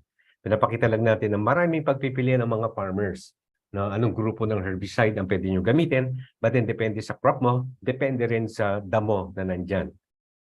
Pero talking of rice plants, marami tayong available na MOA group or extract group para sa rice. Okay. Sige lang. Okay. Ito lang yung gusto kong ipakita sa inyo, no? Sa Wisconsin, no? Merong survey na ginawa sa management practices ng mga growers. Ano yung top 3 with management practices na ginagawa nila? Talagang number 1 ang herbicide application with 84%.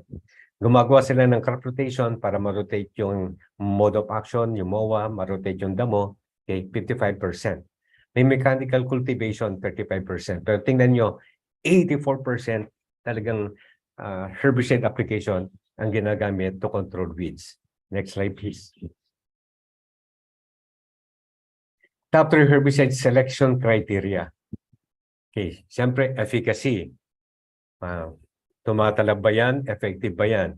Ang cost is only second with 74%. Yung residue carryover is 72%. Meaning, efficacy talaga. So meaning, kahit medyo mahal, ang meaning nito, kahit medyo mahal ang produkto mo, basta kailangan efektibo, bibilhin ng growers yan. Kahit medyo mahal yan. Ang cost sa kanila secondary, efficacy ang kailangan. Of course, tama naman yon. And last slide, please. Okay, rank according to important. Yung management decision. Okay, number 1, efficacy talaga ang tinitingnan sa paggamit ng herbicide. Second, low risk of crop injury, 70%. So, siyempre, yung 1 and 2, dapat magkasama yan. Effective yung herbicide, pero dapat selective siya sa palay. Hindi masasaktan yung palay. Okay, yung residue, number 3 lang with 64%. Cost of the products, tinan nyo, number 4 lang. So, meaning talaga, efficacy and selectivity sa crop na hindi masasaktan pero patay ang damo, yan yung 1 and 2. Okay. Yung safety, number 5 nga lang yung safety. Pero dapat naka-PPEs pa rin yung gagamit, no? Tingnan nyo, number 6 lang yung development of herbicide resistance. Okay, all others 40%. So yung number 6, okay, 44%, hindi masyadong napag-iisipan yung development ng herbicide resistance. Ang mahalaga is efficacy and low risk ng crop injury. So pag effective yung herbicide, yun ang mga ginagamit. Nangyayari talaga sa field yan. Pag binili na ng farmer yung herbicide at effective yan at hindi harmful sa palay, season in, season out, yan ang gagamitin niya. Sasabihin, pera ko ito, anong pakialam nyo? Pero, yung hindi natin kayang i-outsmart ang damo dyan, papunta tayo sa development ng herbicide resistance. Kaya ang ating sinasabi ngayon is tinuturo natin ngayon yung mag-alternate na mode of action. Nandun yung efficacy, low risk of crop injury, at piniprevent or dinedelay natin yung herbicide resistance. Kung hindi natin gagawin to, magiging problema natin habang buhay ang mga damo na hindi na kayang patayin ng mga herbicides. Okay. Thank you. Pasensya mo, napahaba lang tayo ng konti.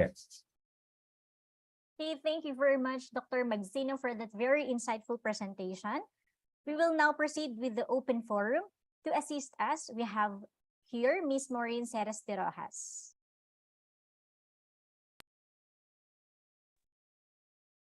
Yan. Maraming salamat po, Ms. Roma.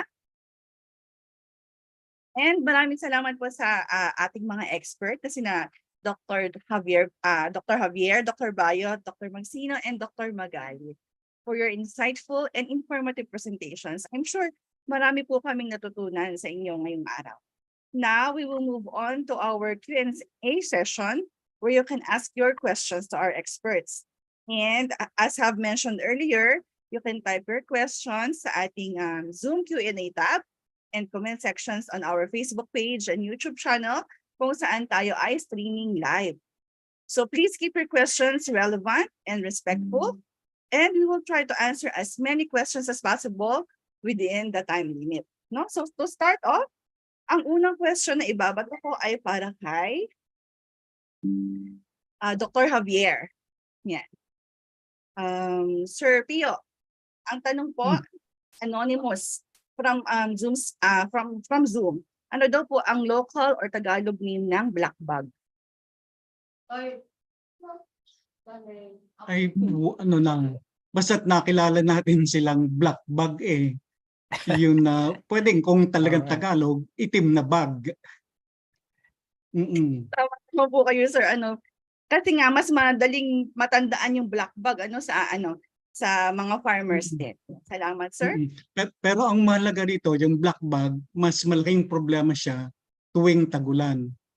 At ang black bug, mas preferred niyang kainin yung mga palay na may sakit. Sa tagulan, maraming sakit na bacterial leaf blight at saka yung iba pang fungal diseases ang reason. So yun. Ayan, maraming salamat, Sir Pio. Another question from Zoom Space from Phil Rice Jason. Ito naman po ay for Dr. Bayot. Ang sabi po niya, rice blast and sheet blight are both fungal diseases. Management of two fungal diseases are not the same. The management of rice blast is irrigate the field, while sheet blight is dry the field. Ang tanong po niya, bakit po magkaiba ang management nila same fungus po sila? Well, alalahanin natin na kahit pareho sila na fungus, tingnan natin anong sinabi ko kanina, yung rice blast, sa ano ang susceptible stage ng palay, seedling hanggang sa tillering stage lang. Ang sheet blight, Saan nagsisimula? Doon kung saan ay mga budding stage na. So ibig sabihin, ang palay, pag siya ay budding stage na, ang canopy, mataas na. So kailangan mong i-dry para hindi masyadong tataas yung moisture na responsible for yung microclimate natin na sinasabi na maging favorable yung development ng rhizoctonia. In the case of rice blast, dahil nga doon sa seedling, ang number one kasi na criterion doon kung bakit ano yung rice blast siya ay severe, kung mayroong dew formation. So magkakaroon lang ng dew formation kung ang night temperature at saka ang day temperature ay masyadong mataas ang difference. Kung ikaw ay lagi mag-irrigate, ang difference ng temperature, yung day temperature at saka night temperature ay medyo maging lower. Kung mataas kasi yung difference ng temperature ng night at saka day, that will encourage dew formation. Okay? So kaya kailangan mong mag-irrigate para doon sa rice blast para ang difference ng night at saka day temperature maluluwer. Hindi masyadong tataas yung, halimbawa, masyadong mataas ang temperature during the day, masyadong mababa ang temperature during the night. So kung maglagay ka ng tubig, ibig sabihin na magiging cooler during the day. So ang difference ng night at saka day temperature will be smaller also. Hindi siya ano ng dew formation.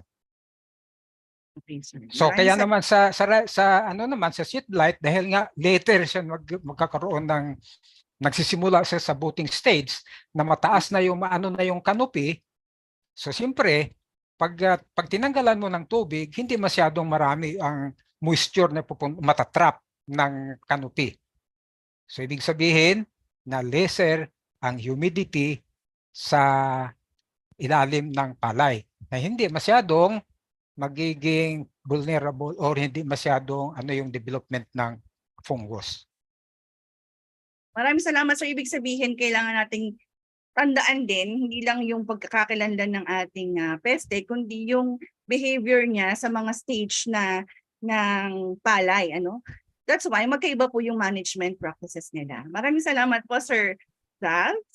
Okay. Another question you. for you, sir. Parang Facebook naman po. Galing po kay Levi Legarda. Ang tanong po niya, good morning po, Doc Bayot. Tanong ko lang po, if meron na po ba tayong technology to identify kung grow like RT-PCR, ELISA, and lung technique po? Thank you. Ay, napakarami na. Dami nang na-develop ng mga techniques. Kaya nga pwede nang ang IRI, marami nang na-develop. Ang PhilRice, marami nang na-develop na ganung mga technologies na madali na ang pagtawag nito, pag-identify. Kung siya ba itong CRO, kung siya ay anong klase. Through ELISA, mayroon pang mga lang. Maraming salamat, sir. Yes, marami nang na-develop. For Dr. Magalit, sir, ang tanong po para sa inyo ay, how different rat species vary in terms of their behavior, life cycle, and potential for crop damage. Ibig sabihin siguro, pare-pareho naman po silang mga daga. Siguro ang ibig niya sabihin, may magkakaiba po ba sa damage nila? Kung gaano po siya, kung alin po yung mas damaging siguro versus the other? Sir? Sir, please unmute po. Sir, please unmute po. Actually, katulad ng sa rice, isa lang naman ang ba't nawala? Hello? Wala. Yes, sir. Nakita pa ba ako? Yes, Nawala sir. Kita. Anyway, sa rice, isa lang naman ang species na abundant sa rice field, yung Rattus tanusumi. Wala naman yung iba. Kung pupunta naman doon, pa ilan-ilan lang. So, insignificant yung At basically, pareho lang naman din ang feeding habits nila. Siyempre, mas malalaki ang rats species, mas malaki ang damage, mas marami makakain. Pagka maliit, kaunti lang makakain. So pag mas malaki rin po ba, mas mabilis din po ba silang dumami versus sa mas maliliit na species or pareho lang po? Pareho lang din na very potent ang pagdami. Yung kaya ng katulad ng sinabi ko, kung dalawa na uncontrolled, magiging 2,000 sa isang taon. Kung walang predators, kung maraming pagkain, mayroong tubig, yung ideal ang conditions. So, Okay, oh, yes. Thank you. maraming salamat po, Sir Rico. And this naman is a question for Dr. Magsino sa Zoom from an anonymous attendee. Ang sabi po niya, is it advisable to use adjuvants when spraying herbicides, especially if WOA falls during rainy days? Unmute. Thank you very much no, sa questions. Before I answer that, gusto ko lang batiin no, ng aking mga co-speakers. Happy Seniors Day sa atin. Nice to see you all. Okay. Doon sa question, no? Doon sa question.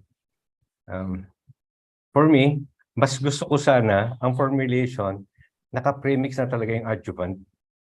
Although may mga herbicides like for example, AC, yung may mga emulsifiable concentrates, usually may mga surfactant or adjuvant na yan. That's why they are more effective. Merong herbicide retention sa dahon at kung umulan, at least may rain fastness capability.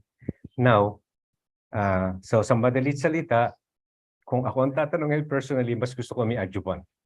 Malaki ang naitutulong nito sa retention, absorption ng mga herbicides sa leaf surface. Kaya kung hindi naka-premix, mag-tank mix kayo ng adjuvant. Mas maganda yan.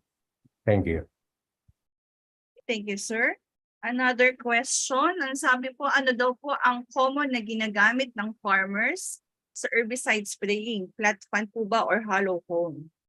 Yan. Medyo namaos ako sa pag-explain dyan kanina. Okay. Basta ang kailangan, no, flat fan nozzle pag herbicide. Flat fan nozzle ang standard. Yan yung mas maraming benefits kaysa sa hollow cone. Ang hollow cone, tapos mataas yung air pressure mo, drift lang. Kaya ang hollow cone, mas preferred niyan ang insecticide, fungicide, kasi kahit may drift, makapal pa rin yung dahon na tatanggap. Pero sa flat fan, diretso ang flat fan, ang pagturo, droplets ay dire-diretso doon sa weeds na sa baba. Kaya flat fan yung nire-recommend natin. Maraming salamat, Sir Phil. Another question naman po for Sir Pio, Dr. Javier. Ang sabi po dito, saan po pwede maka-avail ng mga biochem agents na maaaring magamit sa mga peste ng palay? Yung biochem agent na available ay trichoderma. Ang trichoderma ay fungus na available sa Regional Crop Protection Center. Dati yung RCPC ay naroon lang sa may kalapit ng BPI sa Los Baños. Pero ngayon, nasa Lipa na siya. And then, namimigay ang ating gobyerno kung minsan nung BioN. Pero yung ibang microbial fertilizer katulad nung Nutrio ay walang nagbibigay ng libre. So, yung retired researcher ng biotech, siya yung nagpo-produce ng Nutrio. So, ang maganda dito sa microbial fertilizer, yung karamihan ay nitrogen fixing bacteria. So pag ini-apply mo yon doon sa dahon, yung Nutrio kasi ay sa dahon pumapasok. So nag-multiply sila doon sa dahon ng crop. At habang sila ay tumatagal, dumadami, and then sa palay, ang napansin ko doon sa aking application, hindi na nagde-develop masyado yung bacterial leaf blight. Kasi wala nang space para sa colonization ng destructive bacteria. So alam na naman natin na napakaraming BLB kung tagulan, kaya malaki magiging pakinabang natin doon sa nitrogen fixing bacteria. Okay? Okay, maraming salamat. Another question, ano? Ang tanong po dito sa mga peste ng mga palay na inyong nabanggit, alin daw po dito ang pinaka-destructive? may kanya-kanyang panahon kasi ng pagiging destructive yung ilang peste. So sa panahon ngayon na alternate yung wet at saka dry season, expect na dadami yung armyworm. At pag sinabi nating armyworm, talagang maramihan sila. So ang pinakamahalaga, mag-monitor tayo dahil doon sa monitoring, makikita natin kung delikado na yung population. Ang tunggro, napakahirap din niyang kalaban. Sabi nga ni Dr. Bayot ay malaki ang yield reduction sa tunggro. At saka yan ay tinatransmit nga ng green leaf hoppers na although hindi masyadong nagtatagal sa kanilang gut, siya naman ay palaging yung may infected plants, once na makakain yung leaf hoppers, ay nakakaya niyang dalhin agad yung insekto. Ang stem borer, isa rin sa pinaka maraming namumroblema kasi talagang once na magkaroon ng whiteheads, significant yung reduction. Ang kalimitang ginagawa kasi ng mga farmers, basta't nakakita ng insekto, kahit hindi yata destructive, spray agad ng spray ng insecticide. Dapat tandaan natin na need-based lang yung ating insecticide application. At yung mga kaibigang insekto at saka yung mga sakit, sila yung lihim na nagpapababa sa population ng ating mga kalabang pesting insekto. So iwasan natin yung sobrang pag-spray ng insecticide. Sa aking seed production, bihirang-bihira akong mag-spray ng synthetic insecticide. So yun lang po. Salamat Sir, po. actually may isa pang question. Ito naman, kaugnay doon sa sa ating mga beneficial insects, pero hindi sa spraying. Ang tanong po niya, if there is any recommended watts for light trap na hindi maaapektuhan ang beneficial insect, kung meron po kayong recommendation na watts. Yung ang ginagamit halimbawang maliliwanag na ilaw ay efficiently nagagamit doon sa black bag trapping. Pero nakikita ko pag merong very bright na lights, hindi lang talaga yung mga peste ang natatrap. May ilang mga natural enemies na kasama rito. So parang broad spectrum kasi yung lights na yun eh. Kaya very broad spectrum, kaya lahat ay matatrap doon. So wala talagang selective na lights na tayo magagamit. Opo, ranas ko rin po yan, sir, para sa mga mirid bugs din. No, nakita din po sila sa light trap kasi mga bugs din po doon sa trap. Marami rin pong mirid bug na predatory akong nakukuha. Ayan, maraming Pero salamat. ang mahalaga kung talagang mataas yung population ng black bug at napakarami nila, ay mahalagang matrap sila sa lights. Ayan, maraming salamat po, Sir Pio. For Doc Bayot, ang tanong po dito ay paano po malalaman ng mga magsasaka kung ang kanilang binhi ng palay ay malinis at walang sakit bago itanim? At ano po ang mga hakbang na dapat gawin upang masigurong hindi magdudulot ng sakit sa mga halaman? Well, kung yung mga farmers mismo ang kumukuha ng kanilang nagsiselect ng palay para sa kanilang for seeds, dapat alamin nila na doon sila kumukuha na walang, halimbawa, katulad binabanggit ko kanina, halimbawa yung dirty panicle, kung alam nila na yung kanilang farm ay napakarami noon, huwag silang kumuha doon ng kanilang seeds. Ganon din, doon sa mayroong seed rat, ay seedborne din yun. Ganon din yung bakanay, ay pag nakita mo na maraming sakit yung iyong farm, ay huwag ka nang kumuha ng buto doon. Mas maganda na bumili ka ng tinatawag na certified seeds. Kasi yung certified seeds talagang mayroong nag-i-inspect ng farm. Tinitingnan nila kung wala bang bakanay yan, wala bang dirty panicle, walang rice blast, o yung false mat. Yan, tinitingnan nila yon. So kung certified seed ang iyong bibilhin, at least nakasigurado ka na yung binhi mo na gagamitin ay konti kung mayroon man, konti yung may mga seedborne na pathogens doon. Certified nga eh, kaya mayroong nag-inspect. Yung yung si Doc Pio, yan ay ano yan, seed grower yan. So kung nagpo-produce ng certified seeds, talagang mayroong pumupunta na mga inspector. Usually, taga BPI yung mga nag-inspect. Ayan, maraming salamat Sir Zads. Ano? Another question for Dr. Magsino from an anonymous attendee sa Zoom. Sabi po niya, what is the most efficient or most effective means of weed herbicide application in rice production under irrigated condition? How about rain-fed or non-irrigated areas? Thank you. Okay. Sabi ko nga, ang paggamit kasi ng herbicides, we have to know the kind of mode of action ng herbicide.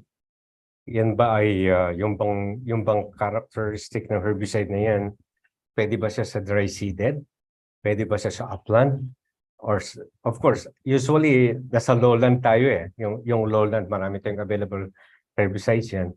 Pag dryland, meron naman tayong available para sa dry seeded or dryland, no? Yung oxadiazone. Yung oxadiazone, yan yung magaling pang dryland condition. And sometimes they are using butachlor. Kasi butachlor is one good herbicide na nagwo-work. Yan, isa pala itong butachlor na nagwo-work sa wet soil and dry soil. No, but almost lahat ng herbicide kailangan saturated or wet soil bago mina-apply, particularly yung mga pre-emergent herbicide. Pero sa dryland, isa lang ang pwede kong mabanggit dyan, yung oxadiazone. Hindi ko nabanggitin yung brand name niya, pero oxadiazone yung kanyang active ingredient. Yan. Ayan, maraming salamat Sir Hill. Meron pang isang question. Ang tanong po niya, pwede po ba ihalo ang foliar fertilizer sa herbicide? Yes, pwedeng-pwede. Actually, ang foliar fertilizer, pag nihalo mo sa herbicide, yan na yung parang pinaka-adjuvant din niya. Why? Kasi nga, ang mga foliar fertilizer, no, like, one good example na yung glyphosate. Yung glyphosate, actually, nire-recommendahan yan gumamit ng ammonium sulfate. Ang kaganda sa ammonium sulfate plus the glyphosate, pag in-spray mo, kasi ang glyphosate is systemic, yun ang kanyang mode of action, systemic siya. And then, yung fertilizer, kailangan ng halaman for photosynthesis. So habang nagpo-photosynthesize, active yung photosynthesis because of the foliar fertilizer, yung AI ng glyphosate, sasakay yan sa photosynthase. So pag sumakay siya sa photosynthase, yung photosynthase, pupunta yan sa mga systematic cells or growing tissues. Ayun ang target site ng glyphosate. So therefore, yung mga nutrients na papunta sa mga specific site, kasama yung glyphosate, so napapabilis yung killing effect ng glyphosate with the presence of foliar fertilizer, particularly kung ammonium sulfate, no? Kailangan ni ammonium or ni nitrogen, mas maganda yan sa photosynthesis kasi eh. So, pangalawa, kasi pag may foliar fertilizer nga, mas yung absorption kasi ng herbicide mas mabilis, no, because of the foliar fertilizer. So absorption, translocation, penetration and translocation, foliar fertilizer will help a lot sa isang herbicide. But systemic dapat. Ayan, maraming salamat Sir Hill. Another question, Sir Rico, Doc Magalit. Are you still there? Ang tanong po niya is, how is the migratory behavior of field rats affect rice yield? Sir Rico? Actually, saglit lang. Wala itong aking video. Wala ang video. Yan. Hindi naman nagma-migrate ang rat pagka naging niche na nila yung place na yung kunwari doon na sila nagbahay talagang nest. Hindi na sila magma-migrate. Doon na sila permanently. Unless na ang nagma-migrate lang yung mga yung mga rats na hindi ma-accommodate ng niche, pupunta sila sa malayo, pero normally malayo na yung mga ibang rice fields. So I don't think na magiging magkakaroon ng effect yung migration. Migration lang ay kung nagkaroon ng nawala na ng palay doon, lilipat na sila. O kaya matagal nang walang tanim, saka lang sila lilipat. So as long as may food source, andun lang sila. Doon lang sila. Quite confined to yung kunwari 500 meters radius, ganun. Maliit lang ang niche nila. Okay. So I will entertain the last two questions na nandito po sa ating list of questions para po kay Sir Hill. Ang sabi po dito, meron po bang microbes na ginagamit to control weeds? Well, may mga may tinatawag yung mga biological control agents to control weeds, no? And ang isa nga dyan ay yung mga insects, yung mga predators or parasites, and iba naman yung mga microbes. Pero sa Pilipinas, parang wala tayong masyadong nade-develop na biological control with respect to using insects as well as microbes. Pero there's a lot, no? There's a lot na microbes na pag in-spray mo sa damo, pathogenic siya. Usually itong mga microbes na ito, pag in-apply mo, yung mga leaf surface talaga yung kanyang ini-infect hanggang sa mamatay yung halaman o yung damo. But then sabi ko nga, wala tayong success stories using microbes pagdating sa weed control. Medyo mahirap po yung biological control pagdating sa weeds, kaya ang ating pinakasikat na control measure is chemical control for now. So sana po in the future meron po tayong makuhang mga alternative control measures Saka second kasi using biological control, yung stability kasi yung stability ng mga microbes, yan yung mahirap ma-establish. Yung storage capability, yung stability, kung paano mo pararamihin. Usually, kung may mabuo man tayo ng microbes, siguro within a month dapat magamit mo. Otherwise, mag-expire siya. So, yung mga ganung mga sistema ang dapat. Baka si Dr. Bayot, meron siyang alam na microbes sa pwedeng magamit. Well, dati kasi mayroon akong studies diyan. May collaborative research with Dr. Watson, na siya ay taga-Canada. So, hindi ko na alam kung saan na nila dinala. Yun, parang isa siyang fungal pathogen. Dito sa Pilipinas, wala tayo pang na-commercialize. In other countries, sa US, mayroon silang isa yung kuligo. Hindi ko na nakalimutan ko na yung brand name ng iba. Pero yun, ang sabi ni Doc Hill ay yun, kung gusto mong gumamit noon, ay ikaw ay kasi para siyang fresh milk. Ibig sabihin, kung kailangan mo siya, mag-order ka sa kanila kung kailan mo gagamitin, and then bibigyan kanila. Kasi nga, hindi masyadong tatagal. Kaya nga parang fresh milk. Ganon. So isa kuligo, nakalimutan ko na yung isang brand name nung isang yung kuligo na yun ay Coledotercum yun eh. Kaya nga kuligo ang tawag nila. Yung isang nakalimutan ko, hindi ko ma-recall yung brand name. Parang matagal na kasi akong nagtrabaho diyan sa biological control of weeds na yan, kaya nakalimutan ko na rin. Maraming salamat po Sir Hill and Sir Bayot. And last is, ang tanong po ay for Sir Hill, ano po ang pang-fourth na plant process maliban sa amino, lipid at photosynthesis? Hindi po ata nabanggit.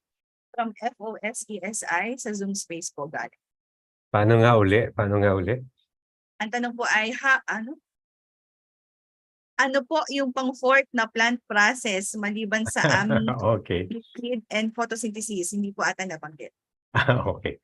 There are four processes, no? Complete photosynthesis, complete protein synthesis, complete lipid or lipid synthesis.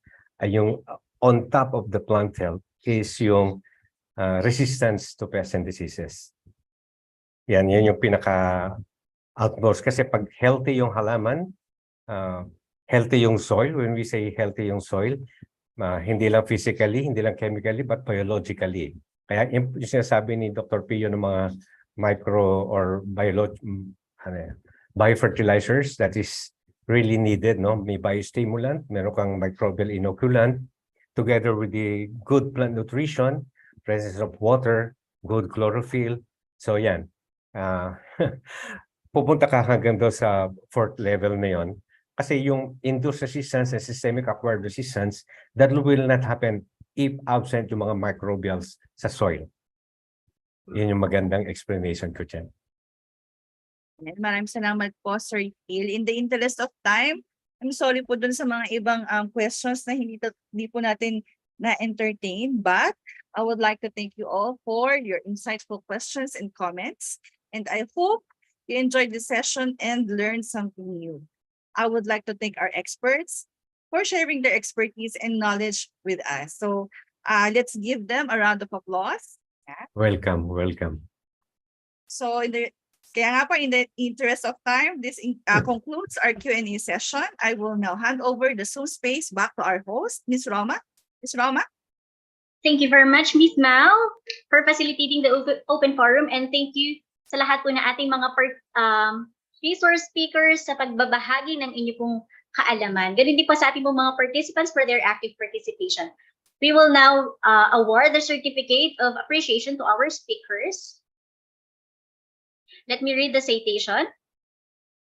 Okay.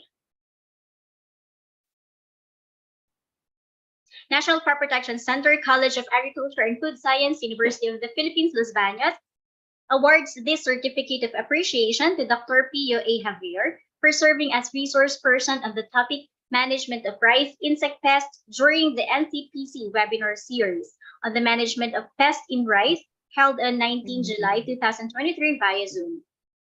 Given this 19th day of July 2023 at the National Crop Protection Center, College of Agriculture and Food Science, University of the Philippines, Los Baños, Laguna, Philippines. Signed, Charlotte Hagasojas, Chair of Seminar Series Committee, and Dr. Barbara Alcawili, Director. Thank you, Doc Pio. Thank you very much. Again, this certificate of appreciation is awarded to Dr. Rizaldo G. Bayot for serving as resource person on the topic Common Rice Diseases in the Philippines and Their Management during the NCPC webinar on the management of pests in rice held on 19 July 2023 via Zoom. Given this 19th day of July 2023 at the National Crop Protection Center, College of Agriculture and Food Science, University of the Philippines, Los Baños, Laguna, Philippines. Signed, Charlotte Hagasojas, Chair of the Seminar Series Committee, and Dr. Barbara Kawili, Director. Thank you. So much, Thank you very much. Certificate of appreciation is awarded to Dr. Gil L. Magsino for serving as resource person on the topic Integrated Weed Management in Rice during the NCPC webinar on the management of pests in rice held on 19 July 2023 via Zoom. Given this 19th day of July 2023 at the National Crop Protection Center, College of Agriculture and Food Science, University of the Philippines, Los Baños, Laguna, Philippines. Signed, Charlotte Hagasojas, Chair of the Seminar Series Committee, and Dr. Barbara L. Cavili, Director. Thank you, Sir Gil. Maraming salamat. Thank you. And lastly, certificate of appreciation is awarded to Dr. Enrico T. Magalit for serving as resource person on the topic Management of Rodents in Rice Fields during the NCPC webinar on the management of pests in rice held on 19 July 2023 via Zoom. Given this 19th day of July 2023 at the National Crop Protection Center, College of Agriculture and Food Science, University of the Philippines, Los Baños, Laguna, Philippines. Signed, Charlotte Hagasojas, Chair of the Seminar Series Committee, and Dr. Barbara Kawili, Director. Thank you so much, Sir Rico. Sige, salamat din sa inyo. Okay, to receive an e-certificate, please answer the evaluation form shown on the screen. You may scan the QR code posted on the screen or click the evaluation link provided on the chat box and comment section. You may only access this evaluation form until 5 p.m. of July 20, 2023. Okay, to formally close the program, let us hear a message from NCPC's Deputy Director, Ms. April N. Alviar.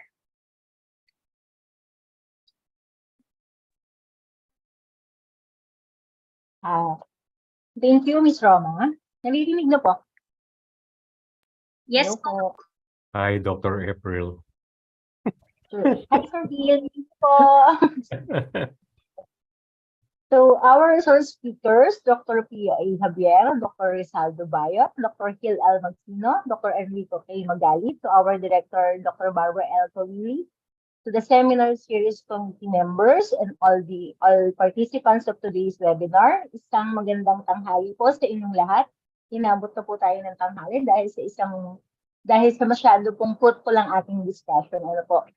Thank you all po for joining us today in this informative webinar on the management of pests in rice, covering insect, diseases, weeds, and rodents. We hope that you have gained valuable insight and practical strategies for effectively addressing these challenges in rice cultivation. Throughout this webinar, we have explored various approaches and techniques to mitigate the impacts of pests on rice production, from insect pests such as stem borers and brown plant hoppers to diseases like blast, rat, and fungo. We have delved into integrated pest management strategies, including cultural, mechanical, biological, and chemical control measures. We have also discussed the importance of weed management in rice fields and explored methods such as herbicide application, mechanical cultivation, and crop rotation to minimize weed competition and ensure optimal rice growth and yield.